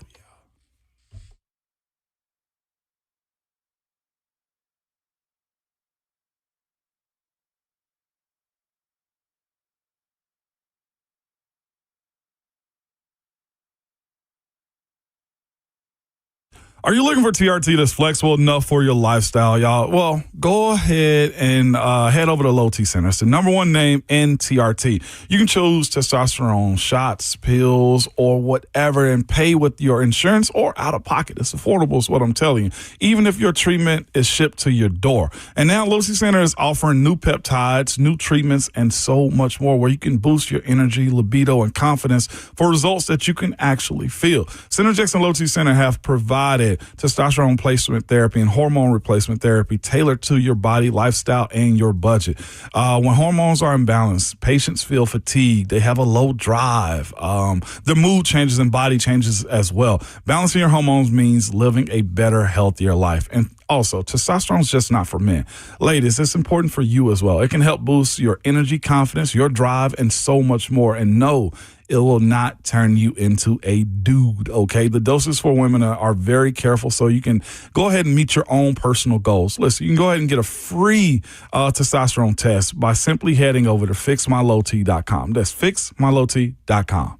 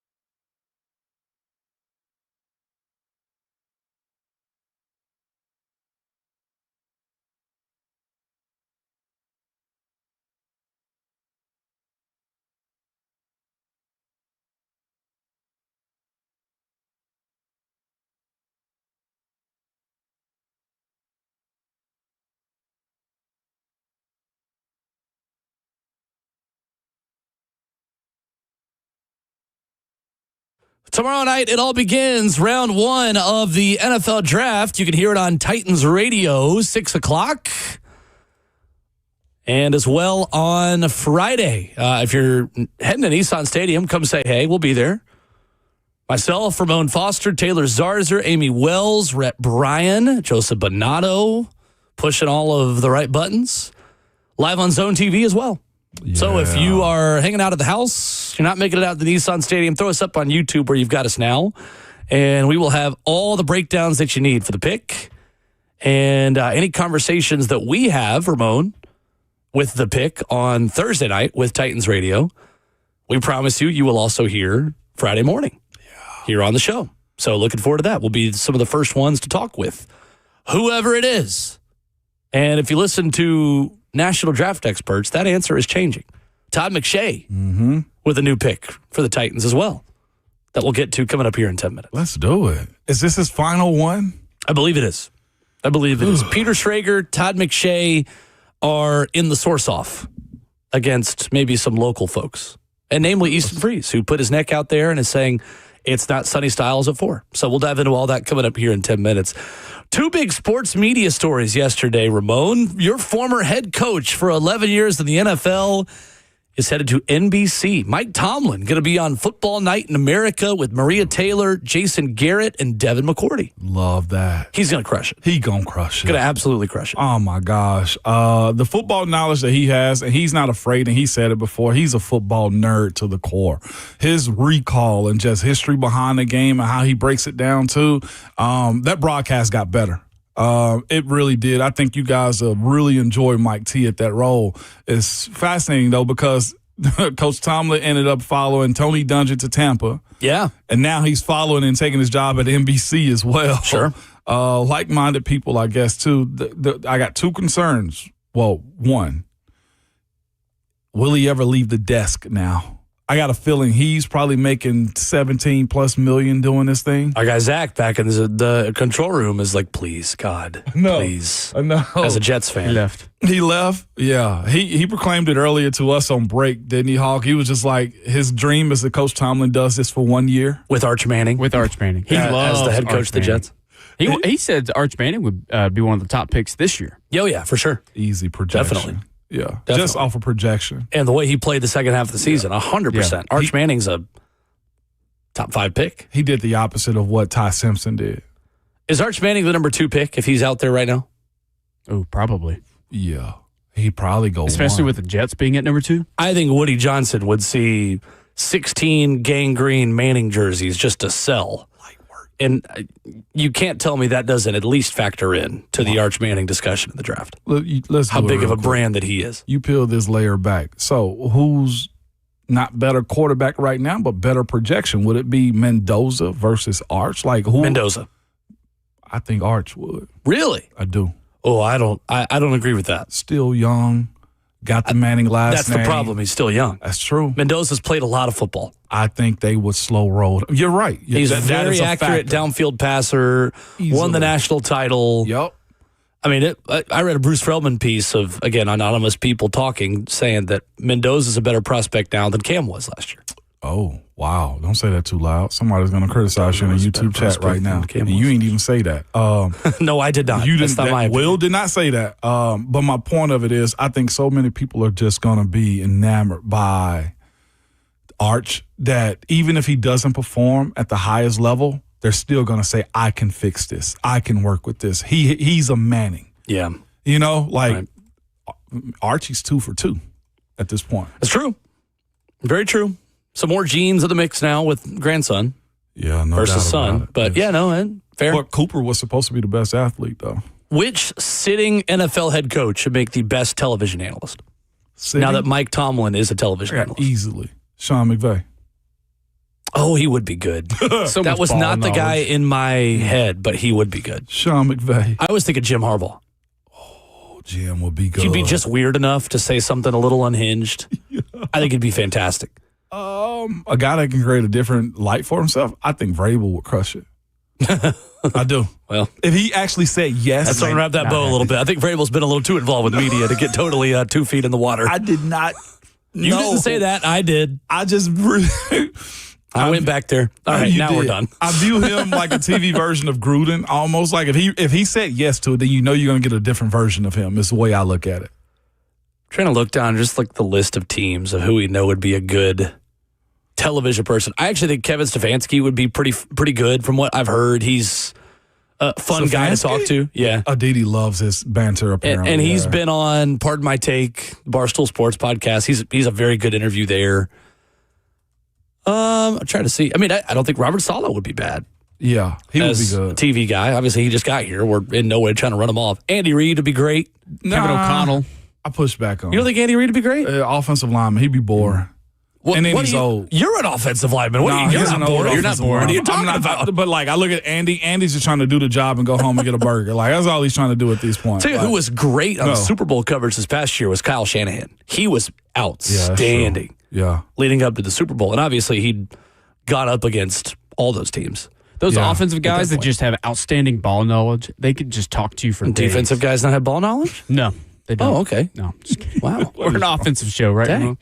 Yeah, yes, we are. Very. Who wouldn't be good? Sean Payton, to me, I feel like would have stories, but I don't know. It feels like Sean Payton. Joe Brady. Why not Joe Brady? Just, I don't know. He's just weird. Okay. Just seems like he's a weird guy. The worst one, probably Dan Quinn. Yeah, I could see that. Dan Quinn. I could see that. Or Zach Taylor.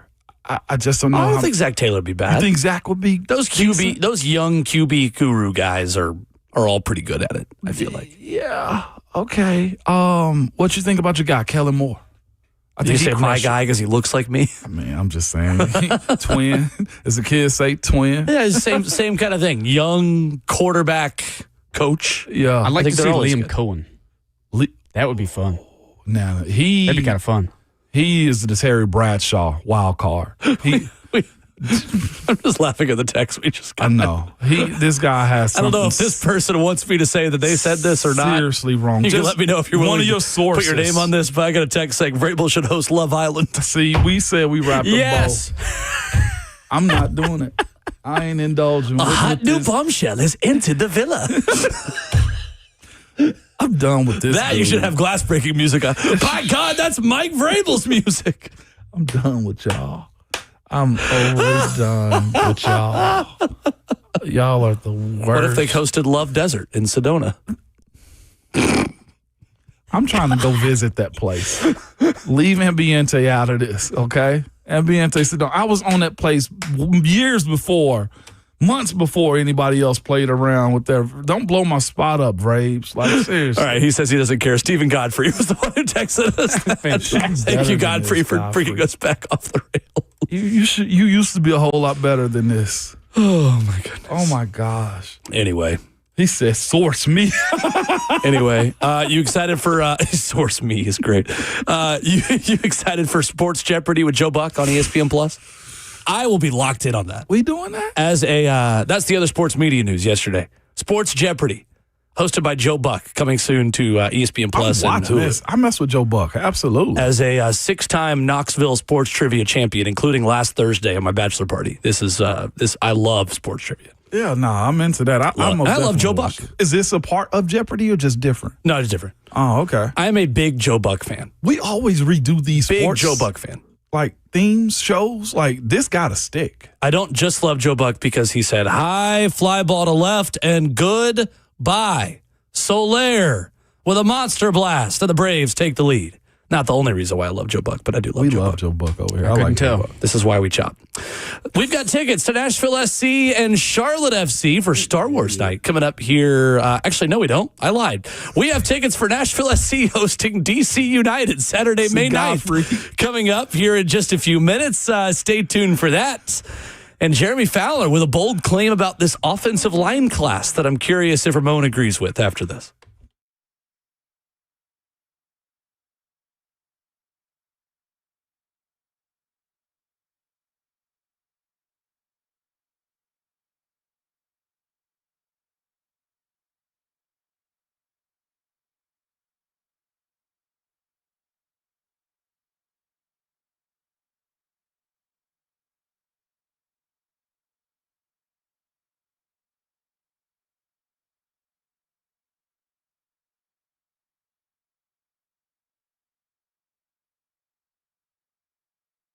What's up? It's Will Bowling. Springtime is allergy time. You probably already know that this time of year. It's also time for spring cleaning.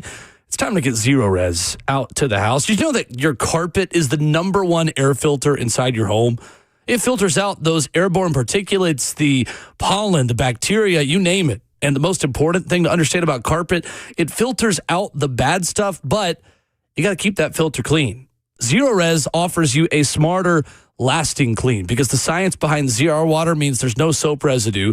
You get faster dry times, and that carpet is going to stay cleaner longer. And right now, Zero Res has a deal for you. 3 carpeted rooms plus a hallway for $149.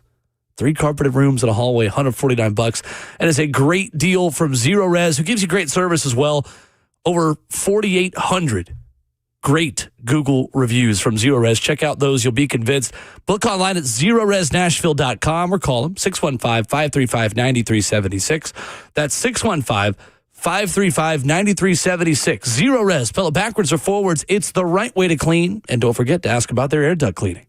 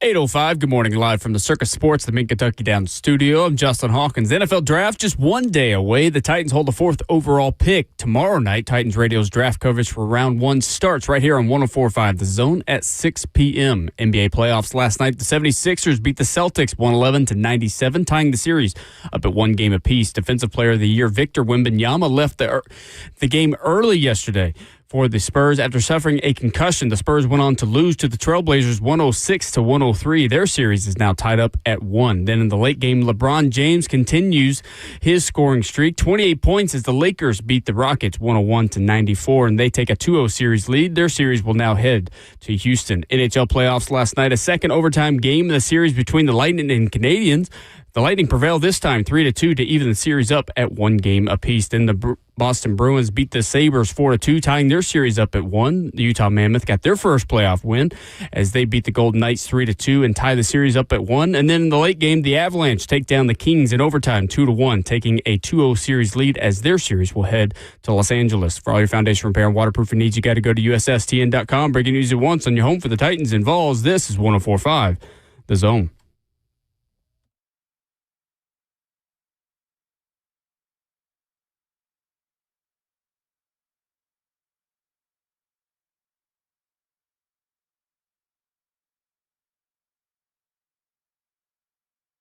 Away we go into our number 3, second half of the show on Ramon and Will. Jeremy Fowler provided a bold claim about the 2026 O-line class, and we've got an 11-year NFL veteran in the room, of course, who is also a part of Titans Radio's draft coverage tomorrow and Friday. I'm curious if you agree on 4 tackles going in the top 15 picks. 4 tackles going in the top 15. And we'll get your thoughts on that coming up in just a moment. But right now, it is Winning Wednesday on 104.5 The Zone. Nashville SC hosts DC United on Saturday, May 9th at Geodis Park. We've got your chance to win tickets thanks to Shoney's. Be caller number 5 right now to win 2 tickets to be there. 615-737-1045. 615-737-1045. From their fresh food bar to their classic menu items, you can't go wrong. Plus, Shoney's new family meals to go are perfect for your get-together with locations in Clarksville, Dixon, Lebanon, and Nashville. Shoney's Let's Eat. Saturday, May 9th at Geodis. 2 tickets to see NSC and DC. 615-737-1045. Mm-hmm. So Jeremy Sounds like a Fowler. ticket. Yes, not bad. Says, in talking to teams today, wouldn't surprise me to see 4 tackles go in the top 15 to 17 picks. Francis Mauigoa, Spencer Fano are consensus. Yeah. Monroe Freeling and Caden Proctor have worked their way into conversation. Feet, length, prototype, left tackle, and SEC pedigree. An NFC executive says, would have said no on Monroe Freeling in November, but I can see it now. He fits the mold. Yeah, he does. An AFC executive on Proctor says he's the go higher than you think guy for me. Do you agree? I agree on that one as well. On both of them? On the Caden Proctor. Yeah, Monroe Freeling, to me, let me go to my notes real quick. He's got a lot of room for growth, but he's young. He's one of those young 21, 20-year-olds that you see what the projectables are in his game. And 1 year of starting experience. Yes, and that's where, like, there will be growing pains with a guy like him, but legitimately he checks the box on size, athleticism, even though I don't think his athleticism is that great. He finds ways to get it done. 4'9", 340 at 6'7", 315. That part of it, straight with a line stuff is 1-7-1 cool. 10-yard split. You see him, like, his biggest issue because he's so young and that hadn't had much time on task, like his technical side, as far as his technique goes, is lacking in a lot of different ways. And that, to me, when you look at his tape, aside from the athleticism, take away from the way I view him. Is he high up as far as the way he's projected in his class? Yes. But he turns the corner short. He allows defensive edge players to kind of get into him a little bit more than I like. But that is also time on task for him. He hadn't really experienced the 1 year of being a starter, then the next year adjustment, if that makes sense to you. He has 18 career starts. Allowed just 9 pressures in those 18 career starts. And, well, 18 career starts is more than just this year. In the 14 games he played this year, allowed just 9 pressures and only committed 1 holding penalty. And came off the bench at both left and right tackle, became a starter over the second half of the 2024 season and then in each game in 2025. But Dane Brugler talks about him and says he's got outstanding quickness and body control out of his stance to mirror up the arc. It's the technique side of things that I imagine is the next step for Monroe Freeling. It's the hand fighting. It's the placement. It's oversetting because he is so athletic and quick off the ball. That do you see him getting overly aggressive because he can get off so quickly? It's just the inexperience of it. It's like that's what it is to me. Like he doesn't have a real plan for how he's going to attack. Like he's being attacked more, I feel like, than actually delivering. Not saying that he's getting bullied because he's not. He's found ways, even when he shorts the corner a little bit when he's kick sliding, to still be able to recover and clean up his mess, if that makes sense to you too. Like, totally. I lost, but you still didn't get a sack. Pressure, I'll deal with pressure. He's that type of blocker to me as it stands right now. With his athleticism, it'll end up taking over if he gets good teaching. He needs a veteran room like most guys do coming into the league, and he needs technique. If he's not at Duke Manyweather for this pre-draft, then I feel a little bit different. If he doesn't do it this year, he should do it next year. I'll be honest with you. I got a hot take on this one, and some may not feel this way. I actually like Caleb Lomu over Freeling, though. The left tackle from Utah. That's the fascinating part about Spencer Fano. Yeah, right. Fano's the right tackle for him. He is. So Spencer Fano shifted to right tackle because Caleb Lomu got on the scene at Utah. Brother. Yeah. This is a sneaky get right here. 24 straight games started at left tackle of the past 2 seasons for Spencer Fano at left. Flagged for holding 3 times. Gave up some inside moves. It was the Texas Tech tape that I think really hurt Lomu specifically against David Bailey for a lot of it, and against I believe Romello Height is the other one. But 4.99 40 174 in the first 10 yards, 82 3/4 wingspan for Caleb Lomu. I think he's another tackle that's going to go in the first round. He's 31st just in the kind of composite big board I put together between Dane Brugler and Daniel Jeremiah. Really, he probably should be higher than what I've got him at. Number 30 on Daniel Jeremiah's new top 150. Number 25 on Dane Brugler's beast. Why do you like him more than Spencer Fano? Super smart and quick pass setter. He's light on his feet, Will. He's as fluid of almost any tackle in this entire draft when it comes down to his ability to play left tackle. His hands are good. He can match if he misses. He can recover if he's off. He's good in space. His athleticism down the field. It does seem like he's a little light in the anchor when it comes down to the consistency of him holding on to it. Strength, to me, is going to be his biggest determining factor going to the next level. But he should develop. He should find a regiment for himself. He plays, I put in my last summary for him. He plays tackle somewhat like a basketball player. Okay. That's the way I view him. Like the prototypical light feet, moving space guy, that to me is him. I don't think he'll ever be nervous about a rusher. Only thing that makes me nervous about him and his ability to be light on his feet is how heavy is his anchor. That's going to be his issue to me, is how heavy his anchor is. I like Lomu a lot in this draft. Caden Proctor is number 24 on Daniel Jeremiah's top 150, number 19 in Dane Brugler's top 100. 6'6", 352, 5'2", 140 at 352 pounds at the NFL Combine. Long-limbed, 33 3/8-inch armed guy who played left tackle in Ryan Grubb's offense that was predominantly a pass offense. A lot of pass sets on film for Caden Proctor on an offense that ran the football only 38% of the time because they couldn't. He led all Alabama players in snaps played with 985 in 2025. That's getting up there towards NFL snap counts. Yes, it is. With how much, obviously, Alabama played with the 2 extra playoff games and the way college seasons are now. But All-American, Jacobs blocking trophy is the top blocker in the SEC. 18 consecutive starts without a holding penalty. He's nasty. He's a finisher. It's like when Caleb Proctor decides he's going to move you, he does. And when he's not on edge and ready for the play or ready to maul people, you can get him back.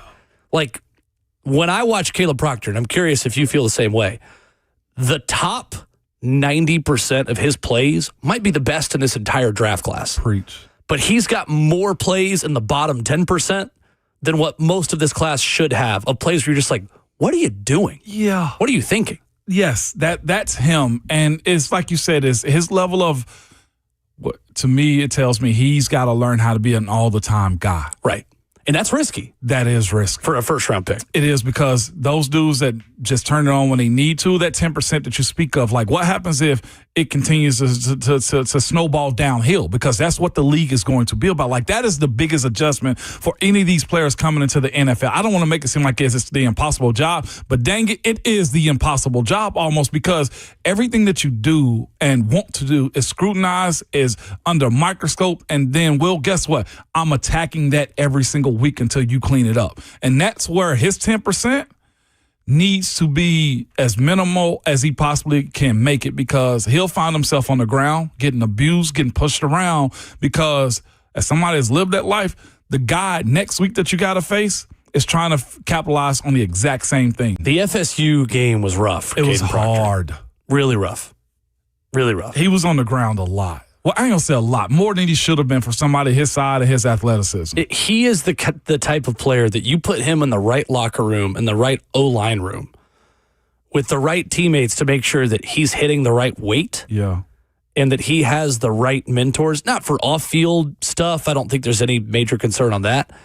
He's just got to be the right size. He's got to hit the right number on the scale for his NFL career to go the way that he wants it to. Yeah. And you draft him in the right OL room with a good tackle opposite him, I think he has a chance to be a really dang good football player. No doubt. It feels to me, Ramon, like there is a trend in this year's O-line class, and specifically at tackle, where you have a lot of uber athletic, jumbo-sized tackles, and you're betting on teaching them more technique. Would you agree with that? Yes. Between Max Ahanicher coming out of Arizona State, who was a soccer player not that long ago, between Caden Proctor, Monroe Freeling, another player, you're having more of guys who have less experience, more athleticism. Is that a fair characterization of this entire tackle class overall? So they got a lot of experience. Not a lot of experience, but a whole lot of athleticism. It's an upside draft for guys like this. Yes, 100%. And it will be refined by the technique, and most definitely, are you willing to put them in and around somebody? That's the reason I mentioned, getting one of those second round guards and putting them around JC and Sloatman up the middle. Like, you can teach these guys how to be pros. I was reading Stoney's comment in there. It said Proctor's a heel clicker. Yeah, when you see him, his feet kind of come together often, and when you're close in footwork, you'll topple quicker, and that's what he does. Yeah, that's why base is so big for guys in the NFL. That's why I also mentioned when we're talking about Lomu at Utah, like, he's a guy that has a good base. Like, when I mentioned he was a basketball player, Savage, I was talking about his footwork. He mentioned basketball in our chat, like, hey, tread lightly. Tread lightly. What I mean by that is he can mirror people like a basketball player in a one-on-one situation when I speak of Lomo. Caden Proctor has that ability, but his feet clicking together will topple him every single time. But here's the other thing, though, too, when you speak about Caden Proctor. He has the ability to catch footballs and run out of the backfield. Like, that's his athleticism, because Alabama did it this year. Coming up, Peter Schrager and Todd McShay are aligned in who they think the Titans are going to draft with a 4 overall pick. Locally, Easton Freeze disagrees. We'll talk about that, plus some NFL draft bold predictions after this.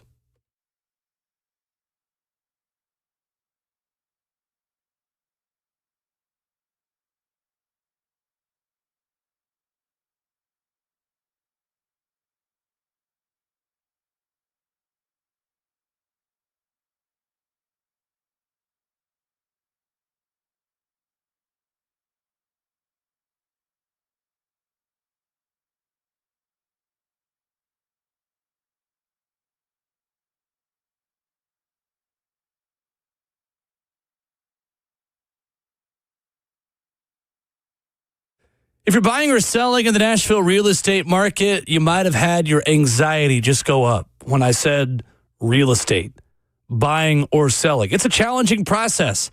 For Lori and her husband, finding the right home didn't take long at all. After just one morning of showings, Bernie Gallerani Real Estate had zeroed in on exactly what they were looking for and led them straight to it.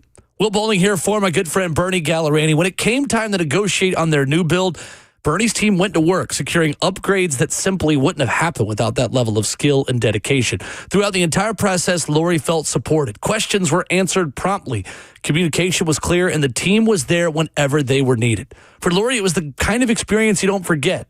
If you're ready to buy or sell with a team that listens, fights for your best interest, and makes the process feel effortless, call Bernie Gallerani Real Estate today and make your next move with confidence. Have you heard about Bernie's Guaranteed Sell program? He guarantees to sell your home in 30 days or less, or he'll buy it. So get the 30-day guarantee working for you. Call Bernie Gallerani directly on his cell phone at 615-428-2644 or online at BernieGallerani.com. That's 615-428-2644. Bernie Gallerani Real Estate, online at BernieGallerani.com.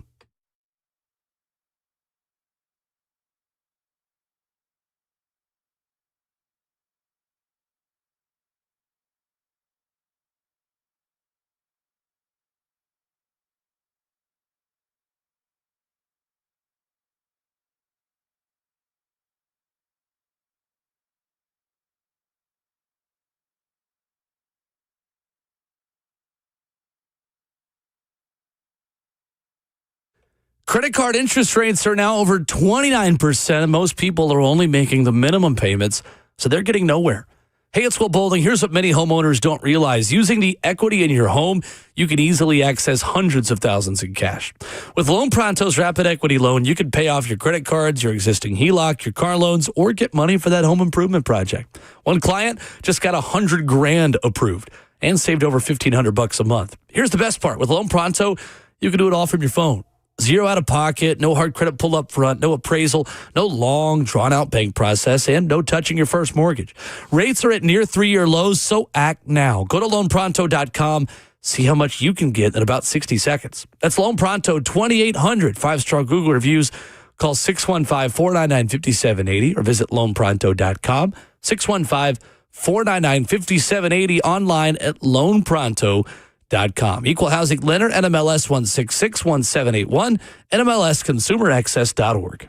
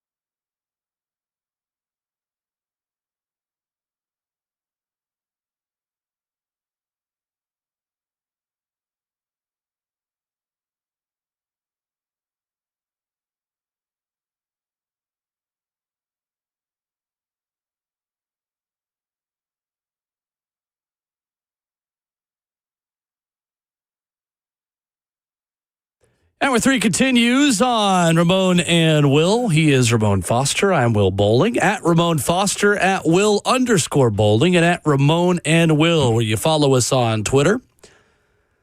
So the Source Off has 2 more contestants, Ramon. Source Off. Better get that X-Files music ready. So Peter Schrager in his final mock draft, which is based off intel, and typically he's got a pretty accurate one, says it's Sonny Styles at 4 for the Titans.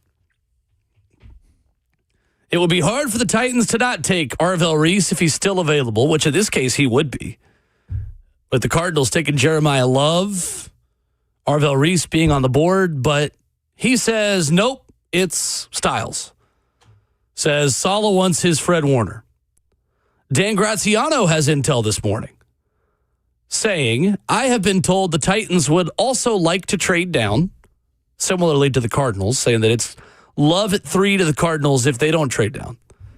He adds, if they can't, the pick is likely to be, for the Titans, from Dan Graziano, I hadn't said it yet.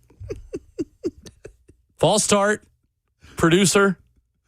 5-yard penalty, replay, second down. Likely to be an edge rusher or a receiver.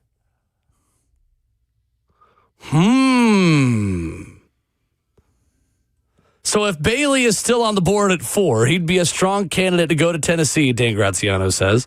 If not, I expect the Titans to either trade down or take whichever wideout, Carnell Tate or Jordan Tyson, that they have ranked the highest. Source off.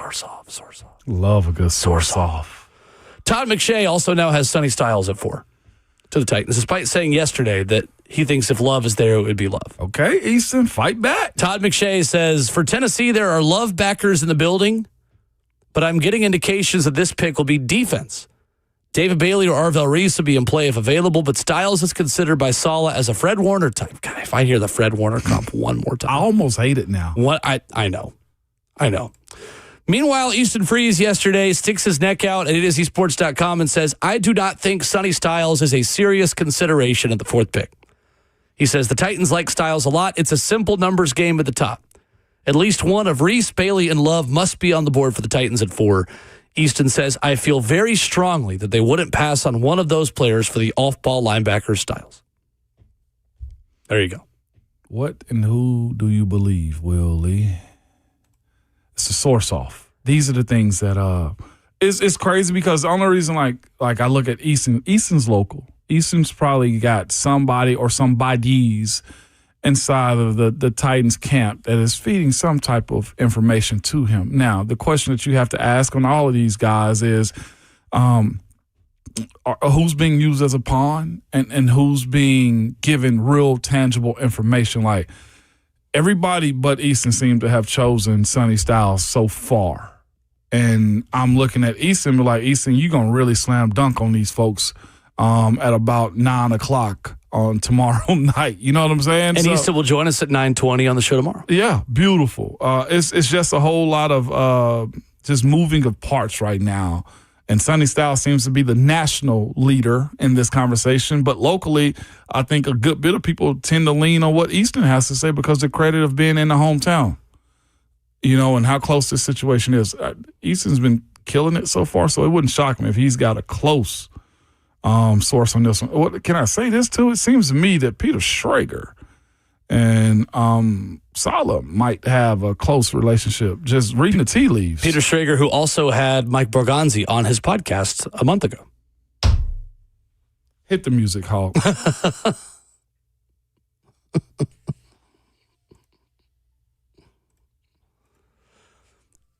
It ain't hard to find sometimes. Usually in crime cases, follow the money. And it's one of those, too, where it's tricky with what these reporters are hearing, I believe, to be from reputable sources. But are those reputable sources misleading them or leading them? I'm not calling you a liar, but I ain't calling you a truther. Yeah. Sometimes this week, to quote the great Josh Peck from Drake and Josh. I ain't saying, I'm just saying. Yeah. It's kind of the way you got to look at this situation. The beauty of it is we'll find out tomorrow. From a Titans fan's perspective, what do you hate is the question I would ask. I know that the love camp is high on the idea of him and Cam together. Do you think? Well, no. I asked the question. I do think there's a level of stardom that they somewhat need on the offensive side of the ball. Yep. Now, the other part of that is Cam is your star. Would you hate Carnell Tate or Jordan Tyson at 4? No, I would not hate it. I questioned the Carnell Tate one because of the speed side of it, but Carnell gets open.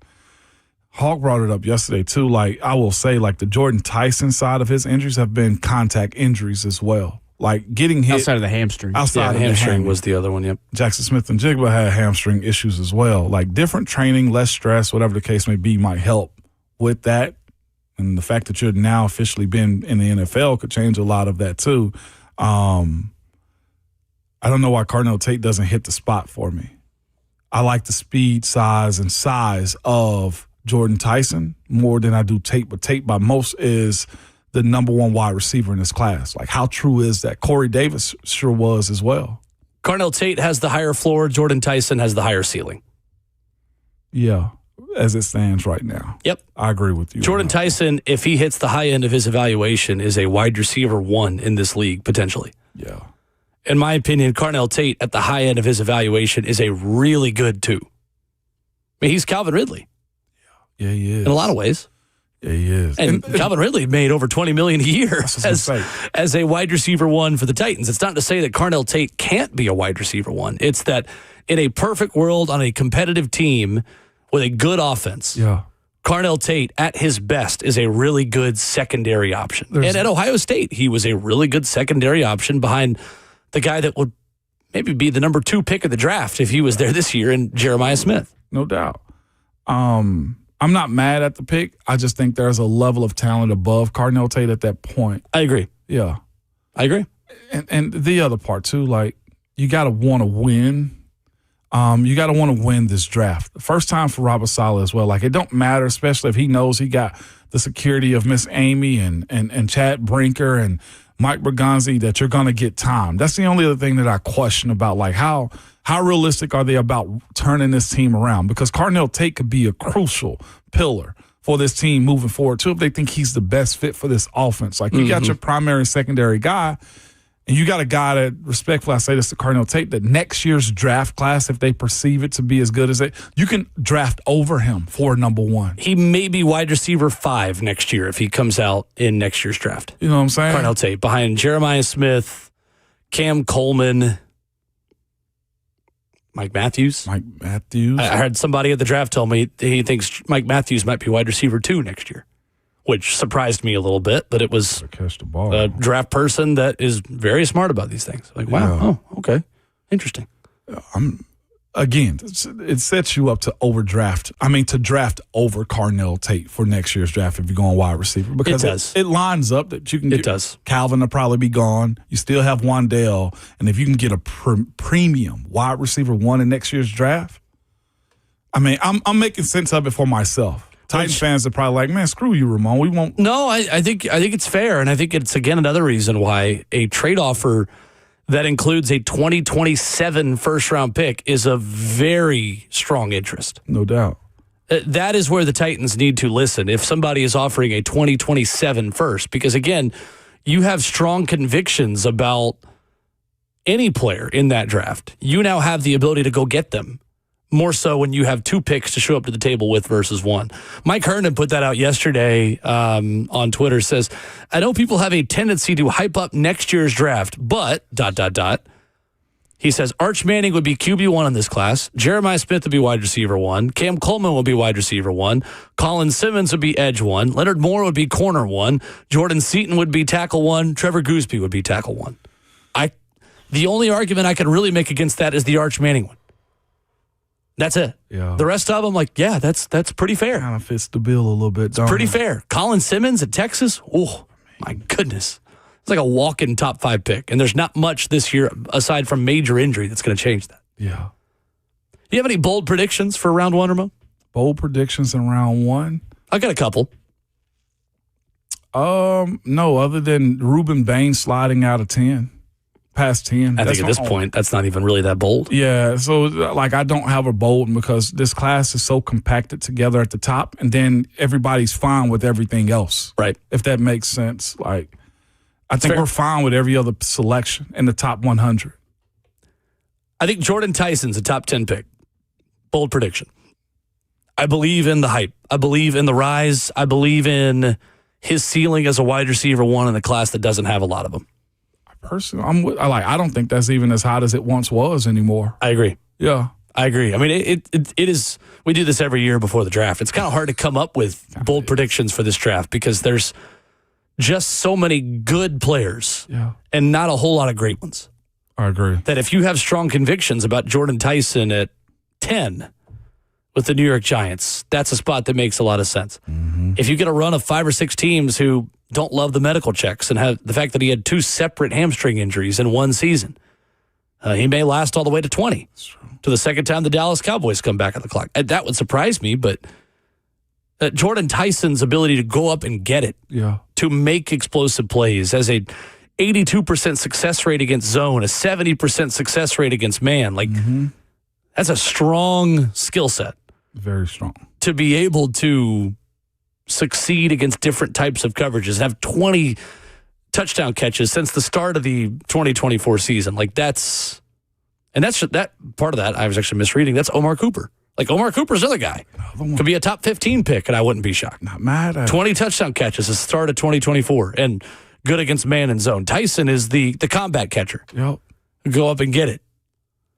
I think Ty Simpson is a top 20 pick to the Arizona Cardinals. I'm looking at Dallas at 12 and 20. Right now at BetMGM, they've got Arizona minus 250 to draft Ty Simpson. And this one might be my boldest one, considering some of the guys I'm putting in the back end of this. 8 edge rushers go in the first round is my other bold prediction. Arvell Reese, David Bailey, Ruben Bain, obviously the top 3. Keldrick Falk, Akeem Messidor, Malachi Lawrence, TJ Parker, Cassius Howell. That's my 8. I would push back on Messidor just a little bit. I think the age. That's the one I feel best about, honestly. Do you really? Yeah. And Malachi, questionable. I feel good about him, too. You do? Howell, I'm willing to hear an argument on because he's got even shorter arms than Ruben Bain. And Howell is a very specific rusher as well. Daniel Jeremiah's got Akeem Messidor 26th on his big board. Dan Brugler has him 28th. He has 25. You just know what you're getting with Akeem Messidor. I 100% agree. One of only 2 FBS players in 2025 with at least 17.5 tackles for loss, 12.5 sacks, and 4 forced fumbles. That's a good stat line. I mean, what more do you want after that? That's it. Like, come on. Cassius Howell, 6'2", 30 and a quarter inch arms. But he does have a 4.59 40 at 253 pounds and a 1.58 10-yard split. And again, first Texas A&M player to win top defensive player in any conference since 1998. SEC Defensive Player of the Year. 9th unanimous All-American in A&M history. Tough. Cassius Howell. But the problem is he only had 3.5 tackles for loss, excluding sacks last year. Not much of an edge setter. He's specific. He'll go get the quarterback. He's very specific. That's something that first-round teams still are going to say, you know what? You go get the quarterback. I'm cool with you not setting as good of an edge, in my opinion. I mean, it turned into what Dwight Freeney was, essentially. Like, there are these types of guys. Like, Von Miller's the same type of guy to me as well. Like, the only issue is you better become that guy quickly. That's like, if you're going to be that type of player that's very specific and don't have a strong suit in stopping the run, you better earn those stripes fast. Like I thought James Pierce Jr. did for a little bit. Yeah, right. But I think it's a run on edges. I think Zion Young is another one with the potential to go in the first round. Looking at Peter Schrager's mock this morning, and the edges that could go in the first round. David Bailey at 2 for him. Arvell Reese goes 5 to the Giants, which is still, I don't see it. Ruben Bain goes 12 to the Chiefs, who make a deal with Dallas. That would make a lot of sense, I think. Akeem Messidor, 15 to the Bucks. Keldrick Falk, 22 to the Chargers. That's 5 edges. TJ Parker, Clemson, goes 25 to the Bears. That's 6. Parker's solid. Malachi Lawrence goes 29 in this situation. Of the Cowboys, that's 7. Zion Young goes 31 of the Patriots. That's 8. So there's your 8 edge rushers right there. So, it's probably not even that bold of a take. Bucky Brooks had Ruben Bang on 8 to New Orleans as a Cam Jordan replacement. Interesting. Very interesting. I could see that. And Francis Mainoa goes to Kansas City Chiefs, and Jordan Tyson, which Giants makes a ton of sense for Kansas City. To go after Francis Mainoa. Todd McShay's put out there they feel like they are going to overemphasize protection of Mahomes after the way he was beaten up literally last year. Right before the Titans game. This is their correction for Patrick in the next era of his second career. Yeah. They had 3 quarterbacks get hurt in 1 week, in a week span, from Pat to the 2 that came here. Yep. Interesting. Jamar McCoy, 16 on Bucky Brooks to the Jets. Todd McShay has him out of the first round this morning. Says the Chargers at 22 have been the team most heavily linked to him, but it sounds like teams really believe in the bones, what was it called? The bone spur? Bone plug. You know what really throws me off about this, though? It's the teams. Y'all have already done your research. How's Todd McShay moving the needle for you? How are we just learning this? Right. And how is he moving the needle for you? And that's why when given the option of who to trust this time of year, I tend to trust the info that's been consistent the entire time. McShay, that bothers me. Yeah, it's interesting. Coming up, we'll get to the phone calls. Chuck in Clarksville leads us off. Your thoughts on bold predictions on Titans draft, 615-737-1045 as we wrap up Hour 3 next.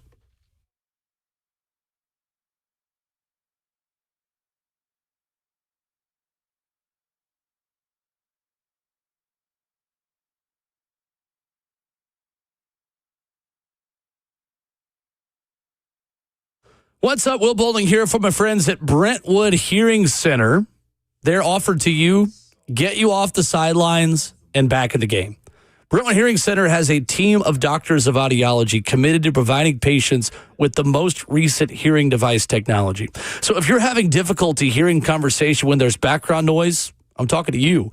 Or maybe I'm talking to one of your family members that has been putting off addressing their hearing health for quite some time, and you're getting frustrated with how much they are asking you to repeat yourself. Give Brentwood Hearing Center a call, 615-377-0420. Brentwood Hearing Center loves that look that their patients get when they put in those hearing devices and they understand what sounds they've been missing and they had no idea. 615-377-0420. Go by, find out how they can help you, and you might find out you've been missing a lot of sounds. Head online to BrentwoodHearingCenter.com to learn more. That's BrentwoodHearingCenter.com. Brentwood Hearing Center, better hearing, better life. Once a year in the spring, Genesis Diamonds does something incredible. It's a 3-day massive store-wide sale with savings up to 35%, and it's happening this Friday through Sunday. So go ahead and mark your calendars, good people. If you've been around here for a while, you know what a big deal this is. Exclusive jewelry designers fly in just for this with trunk loads of all new trendy design jewelry from New York and California. The staff at Genesis, they know they can break all the rules at this event. Big savings on rings, earrings, pendants, bands, bracelets, just case after case of mind-blowing deals. During this event, you can also take advantage of the extra discounts on natural diamonds and lab-grown diamonds as well. So you can build the ring of your dreams and save like never before. Colored gemstones are also included, designer fashion, just one-of-a-kind engagement ring mountings. This is a once-a-year spring store-wide sale with special financing available to you. 3 days, up to 35% off store-wide. And if you're getting engaged this year, celebrating a milestone, or just want to add something amazing to your jewelry collection, this is a sale that you cannot miss. It's this Friday, Saturday, and Sunday only, and only at Genesis Diamonds. They're located in Green Hills and Cool Springs.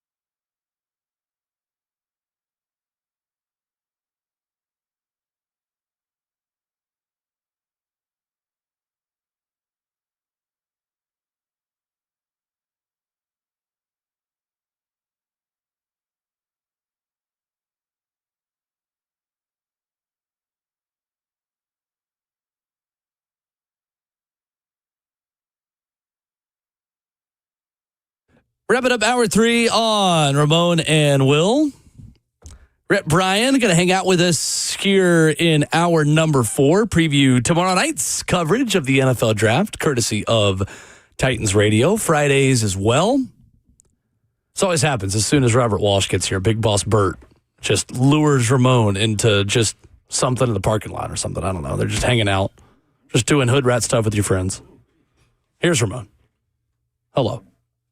I'm blaming Big Boss Bert. I know. I did too. He engulfed me with Newport smells and fresh air. His conversation was too good. It was. Always is. I said he was a Newport smoker. This is a pro Bert radio program. Very pro Bert. Chuck in Clarksville up next on the phone. What's up, Chuck? Good morning. What's up, Chuck? Hey, guys. Good morning. Hey, I got a bold prediction, and I also got – I mean, we know the top 5 that the Titans have on their board. There's no doubt about that. I think Love is number 1. I think Bailey's 2. And I think Styles is 3. But can you think of the marketing goal that Jeremiah Love or Sonny Styles would be? I mean, can you imagine the Jumbotron showing – we're going to show you some love, Titans fans, and show love highlights, and then have a Coldplay can go around and show your love, Titans, and then, or Styles, show your style, Titans. That would be a marketing goal, those two. But I'm going to give you my bold prediction. I think Washington Commanders are going to trade up with the Titans, possibly, and switch 4 and 8 for a 1 next year and a couple more picks this year, so they can get Jeremiah Love for sure. And then we'll get Sonny Styles at 8. So that's my bold prediction. Okay. Trading up for a running back would be very bold in the top 5. That's not happened since Ricky Williams. But it's possible. I would be very surprised if the Commanders moved up for offense. I think anybody moving up in the top 5 is moving up to take a defensive player, in my opinion. But, I mean, you never know. Somebody could love Jeremiah Love. They could. Chuck, I like the way you talk. I feel like you need to be doing voiceovers for the station, too, by the way, and I'm dead serious about it. The way you said Washington takes me back to my grandpa in Western Washington. That was beautiful, man. Somebody signed Chuck up with a deal. Okay. But, yeah, Jeremiah Love. So it's the position of value, they said, this is to stop. Don't even think about it, this year's draft. And I think that's still a lie, though, too. Like, I get it, but there are some teams I feel like they're going to covet, like the rushers over off ball and potentially a running back, though. Like, potentially. Yeah. I mean, I think the this is not a premium position draft thing kind of ends in the top 5. Okay. Because I think Sonny Styles and Jeremiah Love are the reason why that is such a conversation, to say that this is not a premium draft season, because by all accounts, those might be the best 2 players, or the most sure things in this entire draft. Arvell Reese is viewed by many as the best player, but I would say Arvell Reese is maybe the least sure thing of anybody in the top 5. You got to figure him out. Like, there's still a puzzle to put together for Arvell Reese. Like 65 total pass rushes. No, seriously. Last season at Ohio State, total in the entire season. So do we evaluate that the same way we do with a quarterback that's only got 1 year of starting, like a Mitch Trubisky year, who's not ironically necessarily here. We don't. And I think that is a good question, but I don't personally, because there is more processing and time on task that you need at quarterback. Yeah, just in terms of decision making. Like, the time on task is so important at quarterback because of the different disguises, because of the different blitzes, because of the different game states that you're in. Whereas edge rusher, well, yes, a complicated position where experience matters, is more predicated on athleticism, and you can either get to the quarterback or you can't. I could have the best arm in the world, but if I don't know where the ball needs to go in any certain play, I can't really do much for you at quarterback. Just see Milton, Joe. No doubt about it. It's very true. I guess the biggest question you have to ask is, how much time are you giving guys who are tweeners, multi-positional players, to show what they are? I'm trying to look up right now Abdul Carter. Sure thing. I thought most people would have bet the beginning of the season defensive rookie of the year. And to that point, his sack numbers weren't great last year, but his pressures were excellent. Yeah. He constantly got pressure at a high pressure rate, but is that enough for a top 5 pick? Just getting pressure? if I'm drafting you in the top 5 at edge rusher, you better get pressure and get home. No and doubt finish. about it. So, like, looking at the list of vote getters from last year as far as defensive rookie of the year, if that matter. We know Carson Schlesinger won it. A second-round off-ball linebacker who was productive as heck. Second in voting, Nick Imawari, Seattle Seahawks. I get that. James Pierce Jr. was third. Xavier Watts. And then it was Abdul Carter, the highest-ranked player of that group or highest-drafted player of that group. And that's where you got to – where's the grace in taking the guys as a specialty piece instead of a pure rusher? Like, you look at this, Carson Schlesinger was a linebacker all of his life. Let's get Jay and Spring Hill in here before we get to Rhett on the other side. What's up, Jay? What's up, Jay? Hey, good morning, team. Good morning. Hey, I was just going to convey this. I got an email from the Titans this morning about the draft lounge party tomorrow as a season ticket holder. And I noticed at the very bottom of this, it's giving you the parameters of what they're going to do. But at the very bottom of the email, it says, wear your best Titans gear. Opposing team gear is prohibited. That is like the first time I've ever seen that in any disclaimer notice on here. But just sharing. But, the draft it's all teams, and I'm cool with that. But anyway, I just want to convey to our audience. I appreciate what you guys do every day. For sure. Appreciate that, Jay. I respect that, and I think it's necessary. I love that. And there have been opposing fan jerseys. I've seen the Cowboys and I've seen the Jets in there. I don't even think I've seen the Pittsburgh one. If you go into somebody else's house and you know this party is specifically for them and it's a corporate situation, this ain't a Super Bowl party, I say respect the host. The older I get, the less anti I am things you do as fans. Because, if you have fun doing something as a fan, this is supposed to be entertainment. Do it. Have fun. That's the one thing, though, that I will put my foot down on and say that I don't like that, is when you wear a jersey of a team that's not playing to a game. That's the one thing I'm like, all right, man, come on, what are we doing? It's just kind of a look at me move. That's the one thing that I will just be like, you know what? I could do without that. The Titans are playing the Jets, and then there's a random Tampa Bay somebody's got a Vikings jersey. Sick, bro. Cool. You want me to compliment you? Happy for you. I'm probably in a small percentage of people. No, I don't think you are. It irks, but I don't think you are. It does irk me. We be playing the friggin' Browns and somebody in the stands with a Green Bay jersey. And it's just could you not afford to go to Green Bay, respectfully? Right. You can stay at home for that one. Yeah, right. Right. They're playing right now. Maybe you should go watch them. This is my petty old self that was coming out. No, I'm with you. I used to be looking in the stands and you got the attention that you want. You would notice that as a player? Hell yeah. And I hate it. It's just bro, we kicking butt right now. You okay with this? Look at the score up on the Jumbotron. You sure you don't want to be on our side? Yeah, you can still choose. I scan the crowd all the time. Coming up, Rhett Bryan joins us previewing the NFL draft after this.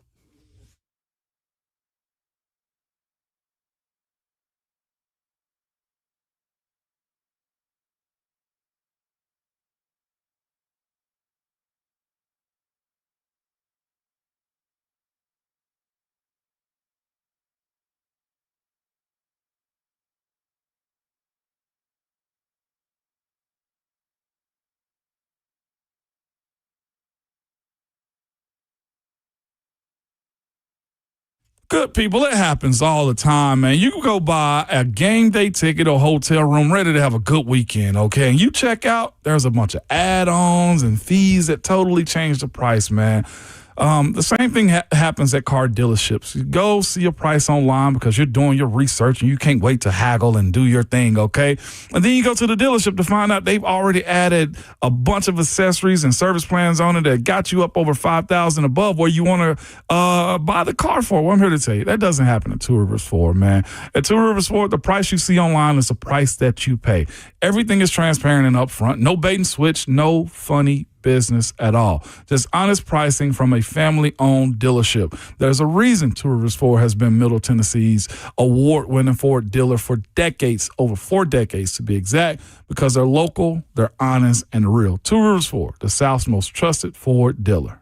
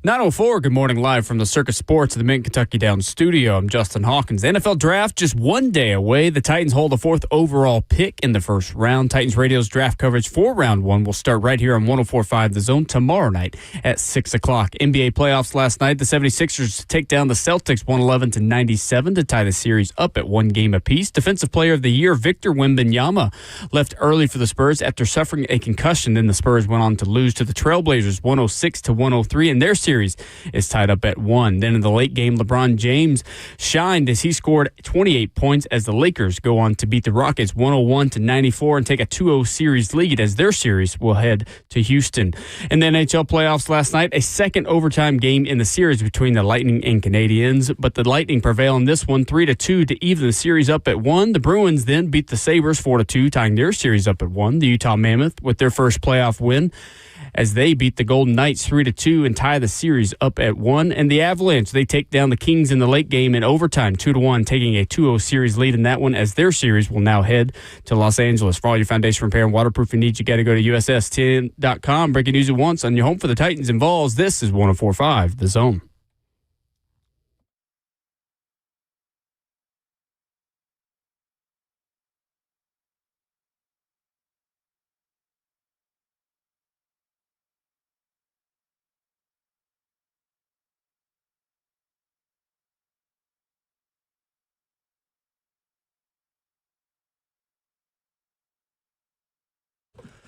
Fourth quarter of the show, fourth and final hour on this Wednesday morning NFL Draft Eve.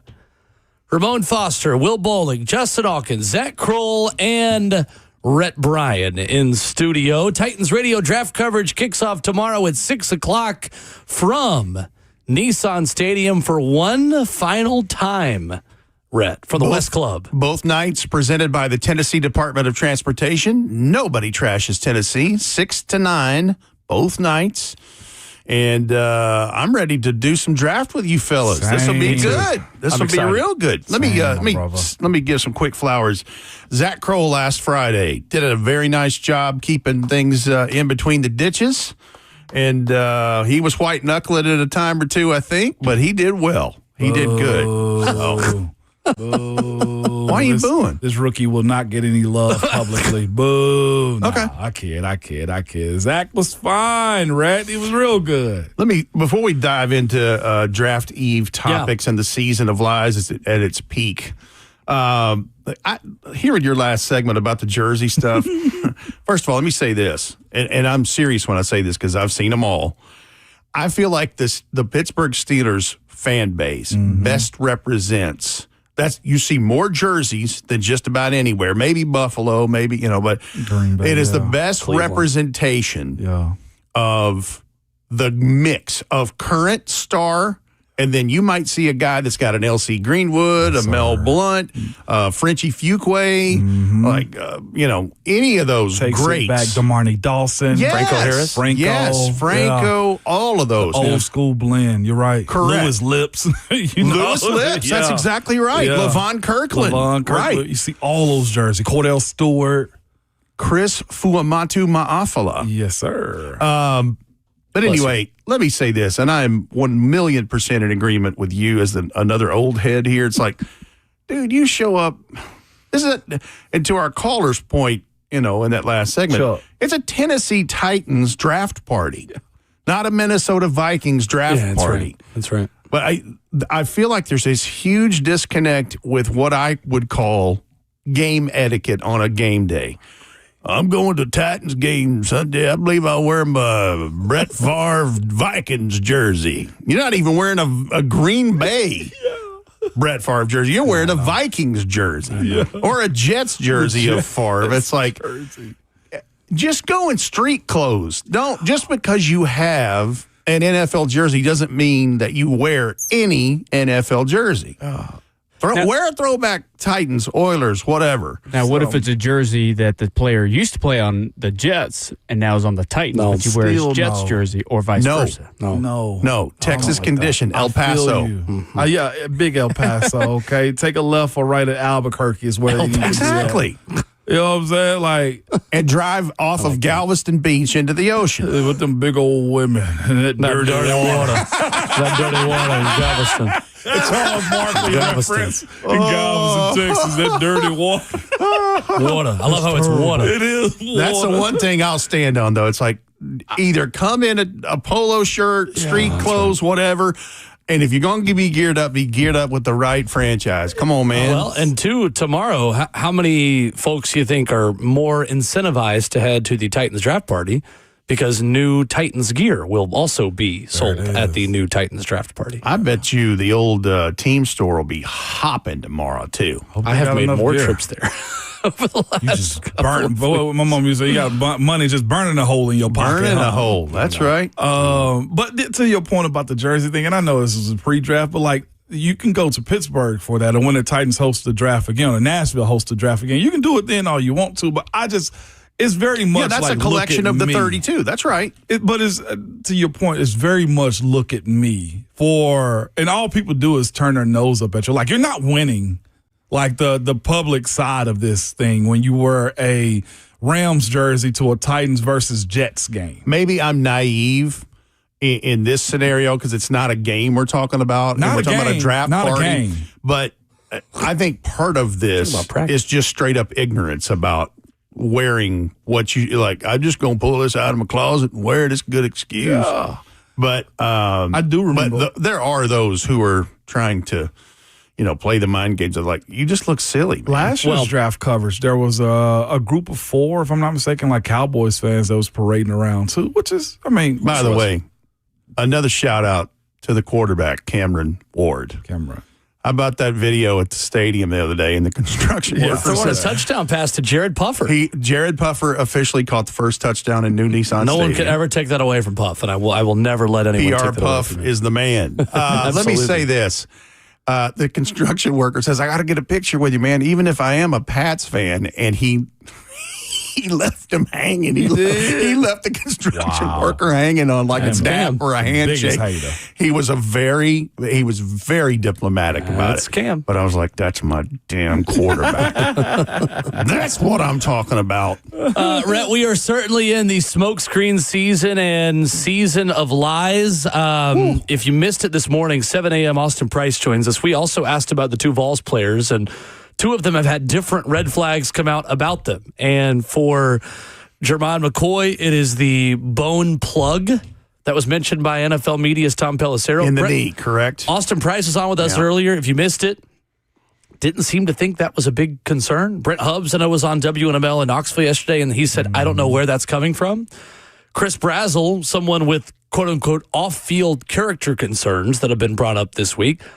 Austin Price, again, telling us this morning at 7 o'clock, Chris Brazzell's a great teammate, and that is potentially someone trying to get Chris Brazzell to fall to them, who doesn't feel like they have the chance to draft Chris Brazzell, and not something that's legit. That is the interesting part, Rhett, of the stage that we are in of the NFL draft. These teams have built up and propped up and gotten to know these players, and they like them, and they take them to dinner, and then they just trash them publicly in the media so that they can draft them, which is such an odd way for all of this to end right at the finish line. Yeah, I'm not a big fan of that, especially if it's not true. You're messing with a guy's livelihood potentially, and I'm not a fan of that. But it happens. It does. It absolutely happens. And, the other thing I heard you guys talking about earlier this morning that has kind of a back burner topic, but will come to the forefront, I do believe, and is Will Levis still on this roster after this weekend's done? We've had such a focus on who's the number 4 overall pick. Yeah. That's kind of been in the background, and that's kind of moving back up to the front of the thing. Is he candidate number 1 as far as like, hey, we'll package him in for a trade at this point, Rhett, in your opinion? I just think their phones, if they haven't been ringing already, will start ringing just because of the way the quarterback class is this year. Because if you're not taking Fernando Mendoza and you're not taking Ty Simpson, it really drops off after those 2. And there's a pretty good gap in between those 2. And there are split opinions on Carson Beck, Garrett Nussmeier. I can't quit Garrett Nussmeier. especially with the report about the cyst that he had that caused But explained a lot back of pain. Yeah. And that team couldn't run the ball. They had injuries at wide receiver as well. And now you get this from the Rams and Ian Rappaport that Jimmy G is considering retirement. And Rappaport saying that he may call it. For Will Levis being in a Liam Cohen offense at Kentucky and Liam Cohen's connection to so many Sean McVay tree coaches and just to Sean McVay, considering that Liam Cohen left Kentucky to be the offensive coordinator of the LA Rams, you would imagine that Levis becomes a backup quarterback option or a project quarterback option for any of those McVay tree coaches that will have some degree of separation from Liam Cohen, in my opinion. Yeah, no, I think your theory there is probably right, and I think Will's long-term path probably projects to back up, which hey, there ain't no shame in that, man. I mean, you can do very well for yourself. All he needs is one more opportunity. I do think he'll get it. And if I put it this way, and I don't want to disparage him much at all, but watching what Sam Darnold's done, Malik Willis specifically. Ryan Tannehill, Geno Smith. Jones. Yep, Geno. Heck, Baker Mayfield. Baker, and Mac Jones as well. Yep. Like, to your point about not trusting the quarterbacks in general, like, Will Levis could be a trade asset to go to Arizona. They could negotiate over Jacoby Brissett. Even if his career is done here, most likely, it is not done in the NFL by any stretch of the imagination. No, because of the thing you keeping Dave McGinnis' spirit alive by saying time on task. And that's the example in all of those. Sure. Some of them, it took stop number 3, stop number 4. But, I mean, Sam Darnold is the penultimate example right now as a world champion. Yes, he is. Rhett Bryan in studio with us. I want to look more at the breakdowns of the Titans' top options. What separates David Bailey from Arvell Reese, from Sonny Styles, from Jeremiah Love? I like to bring this all back together on draft eve for the diehards that may have missed some of the nuggets and some of the facts about these guys that make them unique. You've just heard their names a bunch. Or for the people that aren't listening to Austin Barber and Markel Bell talk on day 3 and are tuning back in for draft stuff as we get ready for day 1. We'll talk about that a little bit for the diehards, a little bit for the 100 level on the Titans' first-round options with Rhett Bryan after this.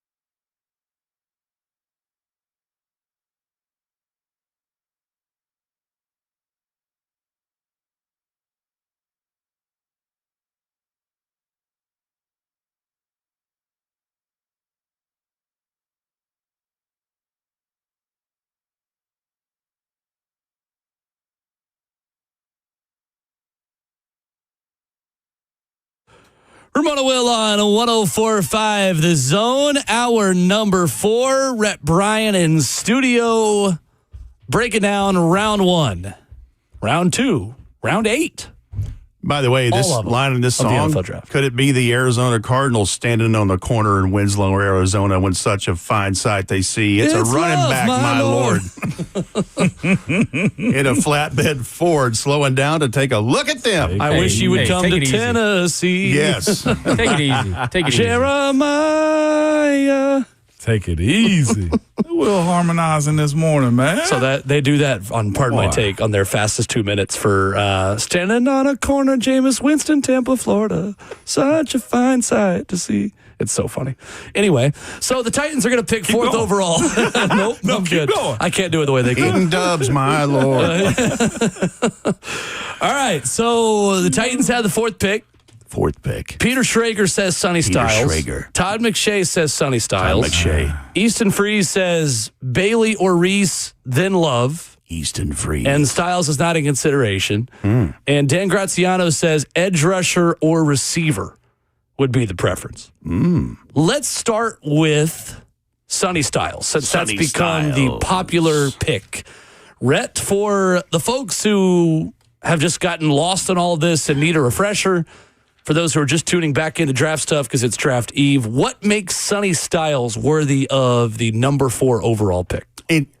Yes, there it is, Jayhawk. Insane athlete, built in a lab, loves to hit. Listen to these measurables. 6'4", 244.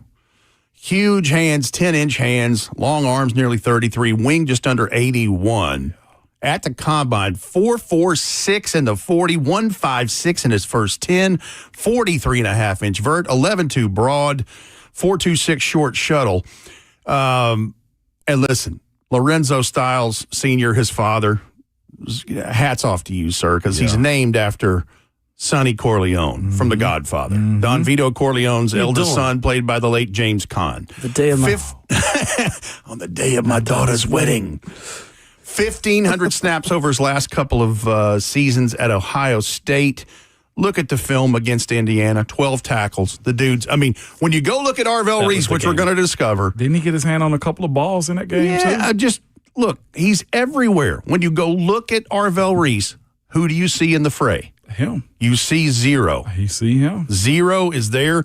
He moved up from safety into the middle of that defense. And because of the long arms and the frame, he's good in that middle coverage area. And the other thing he's good at is he can set the edge and funnel everything, to the inside there. So nearly 100 tackles over the last couple of years, 7 sacks, 8 pass breakups to get to your point, nearly 20 tackles for loss, 2 missed tackles all last year. Mark Fletcher Jr. was the one he hates and would love to have back against Miami. Described to NFL scouts as the, quote, best leader in the program by Ohio State coaches to Dane Brugler in the Beast.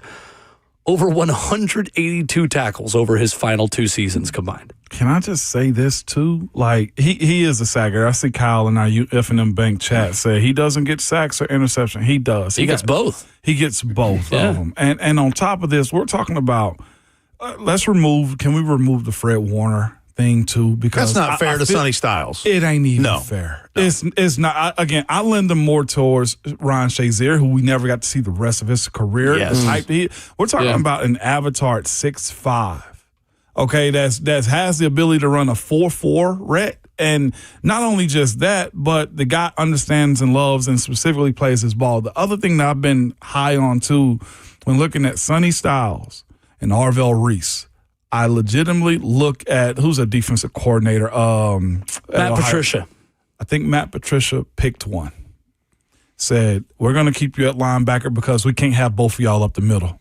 And I think Sonny Styles stayed mostly, and Arvell Reese went to the edge. Because Arvell Reese still played off ball. If you look at that tape, He's still at the second level of the defense, a good percentage of the games that they're playing. I just think he's probably got better skills. So I'm going with Arvell. It could have easily been at 6'5", 240. He could have easily, Sonny Styles, been the edge rusher for Ohio State. Easily, in my opinion. Well, and you're just talking about a guy at the next level can be a linchpin for the second level of your defense. Yes. That's 100%. where we're at. Definitely. So that's Sonny Styles. What about David Bailey, Rhett? Because there are rumblings from the Jets facility that it's Arvell Reese at 2. Then you have people switch and say, no, it's going to be Bailey at 2, and Reese could fall to 5 to the New York Football Giants. What makes David Bailey the best pure pass rusher in this NFL draft class? Well, let's start with one of the other top pass rushers that we will briefly discuss here in Ruben Bain. Ruben Bain led the FBS with 83 pressures, quarterback pressures last year. 83. Think about that. Guess who finished second with 81? David Bailey with 187 less pass rush snaps. Now, here's the thing about David Bailey. David Bailey wasn't even really a starter at Stanford, and he climbed his way into the portal, went to Texas Tech, had a monster year. 19 tackles for loss, 14.5 sacks, 25 quarterback hits, 50 hurries. He combined speed to power. In the Orange Bowl against Oregon, a sack, 4 tackles, 2 pass breakups. Excellent first step explosion. The thing with him is he has got to improve his defense against the run, and he did that certainly last year, but there's another continuation of that there for some growth. 6'3.5", 251, hand 10 1/4, arm 33 and 5/8, wing nearly 80. I just twitched up kind of dude, and I think can be someone who can really help your pass rush. I really do. Now, the thing about him is he needs some more functional strength. That's the other part. He's a little lean and you can see some moments in that Oregon game where he got moved around a little bit off of his big target. Old line too. Yeah. That's right. Yeah. But David Bailey, big time. I love that guy's trajectory. And Dave McGinnis really, Coach Mack really liked David Bailey. No doubt about it. And the way, too, if you're looking at Bailey, Bailey, I think with this defense is set up in a better way to get some success if you're going for edge purely. Because the attention that Jeff gets, because you got to look at this and you say, John Franklin Myers, JFM, however you want to call his name, like, yeah, he's a threat, but Jeff is the threat. And you have the idea, not even just yet of his reputation and what he's done in the league, but the idea that David Bailey can also rush off the edge and be productive with his speed and his ability off the quarterback. The defense becomes a little bit more balanced. You give the secondary also time to grow up as well. If you got guys that the quarterback got to get rid of the ball faster. That's what Bailey does. And at some point, if this is the scenario, Jeffrey Simmons isn't taking on near as many doubles and triples. No doubt. Like, you can't cover them all. No doubt. And somebody's going to eat somewhere. You know, the other thing I appreciate about the idea of us having this conversation and Bailey being here too, for all that Femi Oladejo didn't get last year, the immediate pressure and pressure on the job matters. You force Femi to be in a position where he feels pressed to be successful too. Rising tide lifts all boats. Yes. Yep, for sure. I hated it as a player. As somebody that covers it. It probably helped you. It did, Will. And for the right-minded person, you pushed them over the top. Sure. Arvell Reese is Dan Brugler's #1 overall player in this draft. He is Daniel Jeremiah's #5 prospect in his updated 150 that came out on Monday. Big Ten Butkus Fitzgerald linebacker of the year, the first Ohio State consensus All-American linebacker since James Laurinaitis, who was his position coach at Ohio State, Rhett. And he is a little bit more projectable because he only had about 65 plays where he rushed as an edge rusher, plus about 30 more as a blitzing situation from inside linebacker. He is seen by most teams as an edge rusher. Yeah, 97 snaps is what I had as a pass rusher situation in his career at Ohio State. 6'4" and 3/8, 241, arm 32.5, hand 9.5, 4.46 at the combine, 1.58 in the first 10. That's incredible. 69 tackles, 10 tackles for loss, 6.5 sacks, violent, powerful hands, spatial awareness plus, closing speed plus, controls his body well while using his speed. I think for anybody who has any kind of knock on him, it's that they think right now he's a linebacker that rushes the passer. Can he become a pass rusher? I do believe so, because if any of that stuff's true about, just kind of making stuff up, if he gets a pass rush plan in place, look out. Raised in the Cleveland, Ohio area, and I love this, played Pop Warner for the Glenville Titans. There you go. As a young fellow. I like it. But yeah, just really, and Ted Ginn Sr., because he moved high schools, and Ted Ginn Sr. was his high school coach who he credits giving his life back, love for football back, because I think he was in a place where it wasn't happening great, and I think in his first year they went 15-0, won state championship, but also encouraged him and was a force in him getting his academics together so that he could go play major college football Division I. You know what's something that people don't talk about as far as Arvell Reese goes, too, is you just gave all of those pleasantries, and he deserved each and every one of them. People always talk about, well, you had a one big year. Like, technically, Arvell did just have one big season, and it was 2025 if you just look at the stat line. But the talent you see is there. And I do believe players have to grow into the mold sometimes. And he had a lot of guys playing in front of him, and it's finally his turn, and he took it into a unanimous All-American, linebacker of the year out of the Big Ten, and you see what he's capable of when he's a starter. In 2024, it wasn't an elite year. Now, this year, most definitely elite. Yeah, it's the same thing we've been talking about with David Bailey just now. Yeah, it is. Yep. Exact same conversation. Honestly, Bailey and Reese both, you are projecting based off of a big 2025 and major athleticism. Sonny Styles is the one with more production. That can be seen as a positive. Yeah. The untapped potential, it can be seen as a negative. The inexperience. Jeremiah Love has a ton of experience carrying the football and catching the football for the Notre Dame Fighting Irish, the Doak Walker Award winner, unanimous All-American, led FBS with 8 plays, 20-plus yards, 1,300 yards in 2025, 1,100 in 2024. Rhett, what do you like most about Jeremiah Love and what he could do for the Titans offense? He's an offensive weapon. He's not just a running back. He's not just a three-down back. He's an offensive weapon. And he has home run type speed. He showed that with a 4.36 40, 1.55 in his first 10 at 6 feet, 212. And a longer prospect, wing nearly 79 inches. I just like that he is a weapon. Good, really good field vision. He had 10 games in his career at Notre Dame where he averaged 8 yards per carry or more. And the other part is ball player. Loves ball, wants to play ball, thinks about ball all the time. That's by all accounts, an outstanding young man.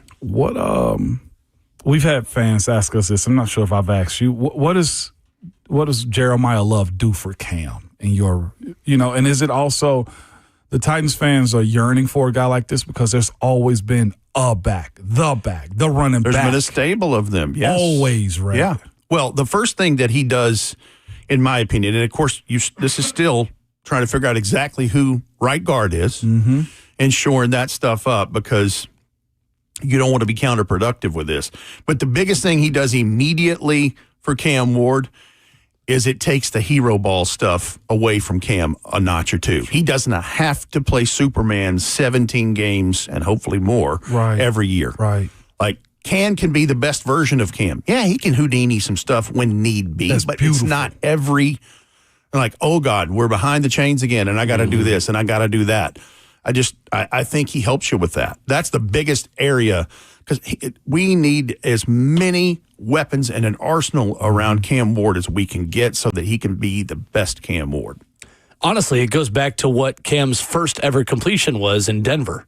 If you'll remember on that, I think it was 3rd and 8, where Cam steps up in the pocket, runs away from one guy, and essentially throws a lateral at the line of scrimmage to Tony Pollard, who gets around one guy as he tiptoes along the near sideline and gets a first down for a gain of about 12 to 15 yards. You would see more of that, you would hope, with Cam Ward and Jeremiah Love, always knowing where Jeremiah is in relation to where the sticks, where's Jeremiah, how do I get the ball to him to move the chains.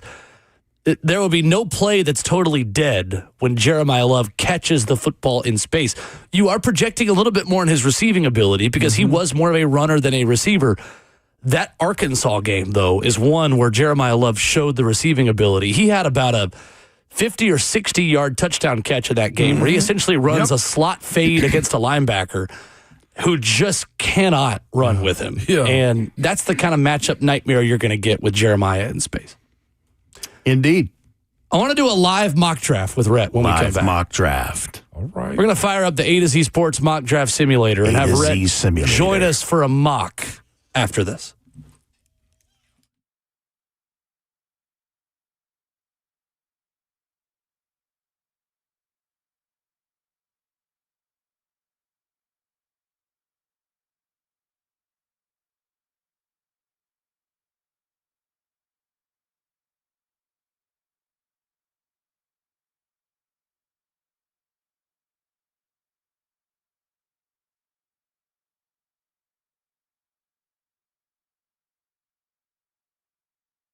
United Structural Systems isn't just another repair company, y'all. They're your local foundation and waterproofing experts, man. They live here, Rhett. They work here as well, and they understand exactly how Tennessee soil, the weather, and homes behave. And I do mean behave, man. Well, and they know this because they've been serving homeowners across Tennessee for over 30 years. More than 30,000 local homeowners have trusted USS. And that experience means they've seen every type of problems our homes face. And they know how to read them, too. Every crack or leak tells a story. And USS, they know what those signs mean, and they know how to pinpoint them, too. It could be foundation settlement, basement water intrusion, crawl space moisture issues, and more. No guesswork, y'all. Just expert diagnosis from the people who know Tennessee homes. And the engineering is slated to last. And it's also transferable with the warranties that you get on your home, which is a nice little caveat for whenever you're selling a home. Say, hey, if this goes wrong, you have this in the background. The USS will come by and fix it for you. You can book your free home inspection by simply heading over to USSTN.com. That's USSTN.com.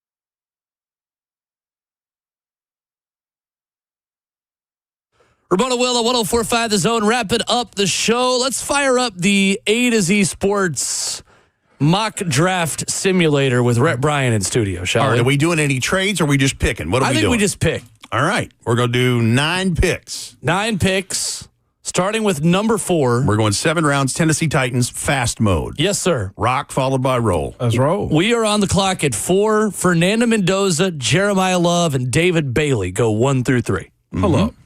Love went already? Love went already. At 2 to the Jets. Which doesn't feel like That's not going to happen. Which does not feel well. Play the X-Files music. You never know. I'm just kidding. All right. Arvell Reese, Sonny Styles is our choice here. Golly, that's my reaction and thought. I'm like, wait a minute. We got to be as a group then, too. We do. This is the hardest selection, the first one. You want Styles. You got to go Arvell Reese here. I think so, too. I have to go Arvell Reese. Arvell Reese. Arvell Reese. That's how it is goes. our 5th That's pick. what I think. That's how it goes. All right. In this scenario. Arvell Reese goes 5. Ooh-wee. To the one Tennessee. jersey What I'll does be it buying. mean? What are we hearing? 35. Here we go. At pick 35, the Ooh. Tennessee Titans have who on the clock? Who's available, Will? So Ty Simpson just went 34 to the Cardinals. Omar Cooper goes 33 to the Texans. Don't like that. Ooh, I hate that. Denzel Boston, 32 to the Patriots, who trade with the Seahawks, who move up to take Cassius Howell. Interesting. Wow. So the top players on the A to Z Sports big board: C.J. Allen, linebacker from Georgia; Don't hate it. Chris Johnson, corner, San Diego State; Don't hate it. R. Mason Thomas, edge rusher, Oklahoma; Okay. Max Ihanicher, tackle, Arizona State. Sign me up. Cosign. Max will give me Chris Johnson. I like It's Max between the two. Ihanicher. If Sign Max me up. Ihanicher is there at 35, even if he's a backup in 2026, 6'6" tackle, he has the potential to be your starting left tackle for years. That's what I was going to say. I'm okay letting him sit for a little bit Yeah. if he's my Yeah, starting because left tackle. he is on the developmental Yeah, he side. I mean, is. the guy has only Absolutely. been playing football for like 4 years. And to so a high level, too. That's the other Oh, part. God. He come from All East, right. what is it, East L.A. Community College for Yes. 3 That's years right. as well? Yeah. Last chance you, Oh, yeah, give me a Honiger. ELAC. yeah. I'm not even really thinking about that one. Hang on a minute. This player has made it to 66, and I don't know how, but I'm about to sprint and take him. Malachi Lawrence, edge rusher from USF or Cosign. UCF. I mean, we You already taking took him? Arvell Reese, That's what I was just thinking. but What else is available? Malachi Lawrence, Ramon, is, I think, going to be a first-round pick. And right now, he's available in the 3rd. Or just for the sake of conversation, do we just knowing that he's definitely in real life not going to be available? Do we just Jeremy take someone Bernard else? there. All right, who else you got there? Ted Hurst from Georgia State. Jacob Rodriguez, the linebacker from Texas Tech. That's the pick. That's the guy?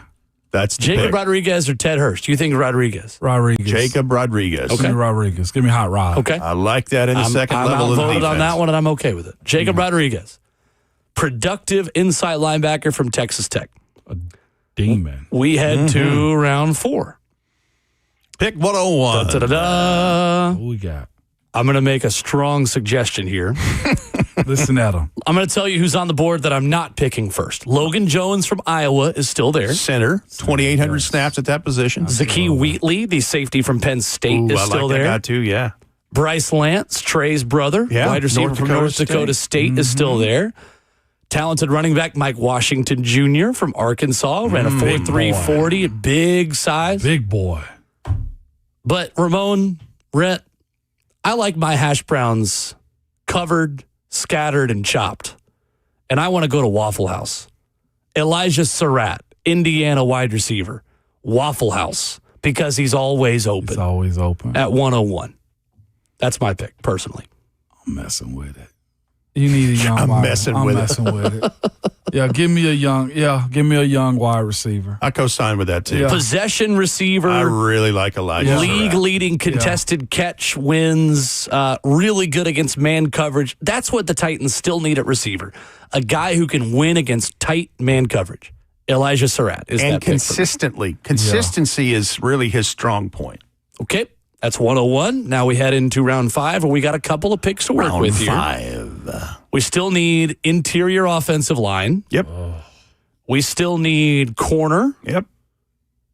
How about at 142, Parker Brailsford, center from Alabama? What do we think about that? Caleb Proctor, Project D tackle from Southeast Louisiana. Yeah. Charles Demmings, I really like him from Stephen F. Austin, the corner. Yeah. Markel Bell, the tackle. We already went tackle, so we're good on tackle here.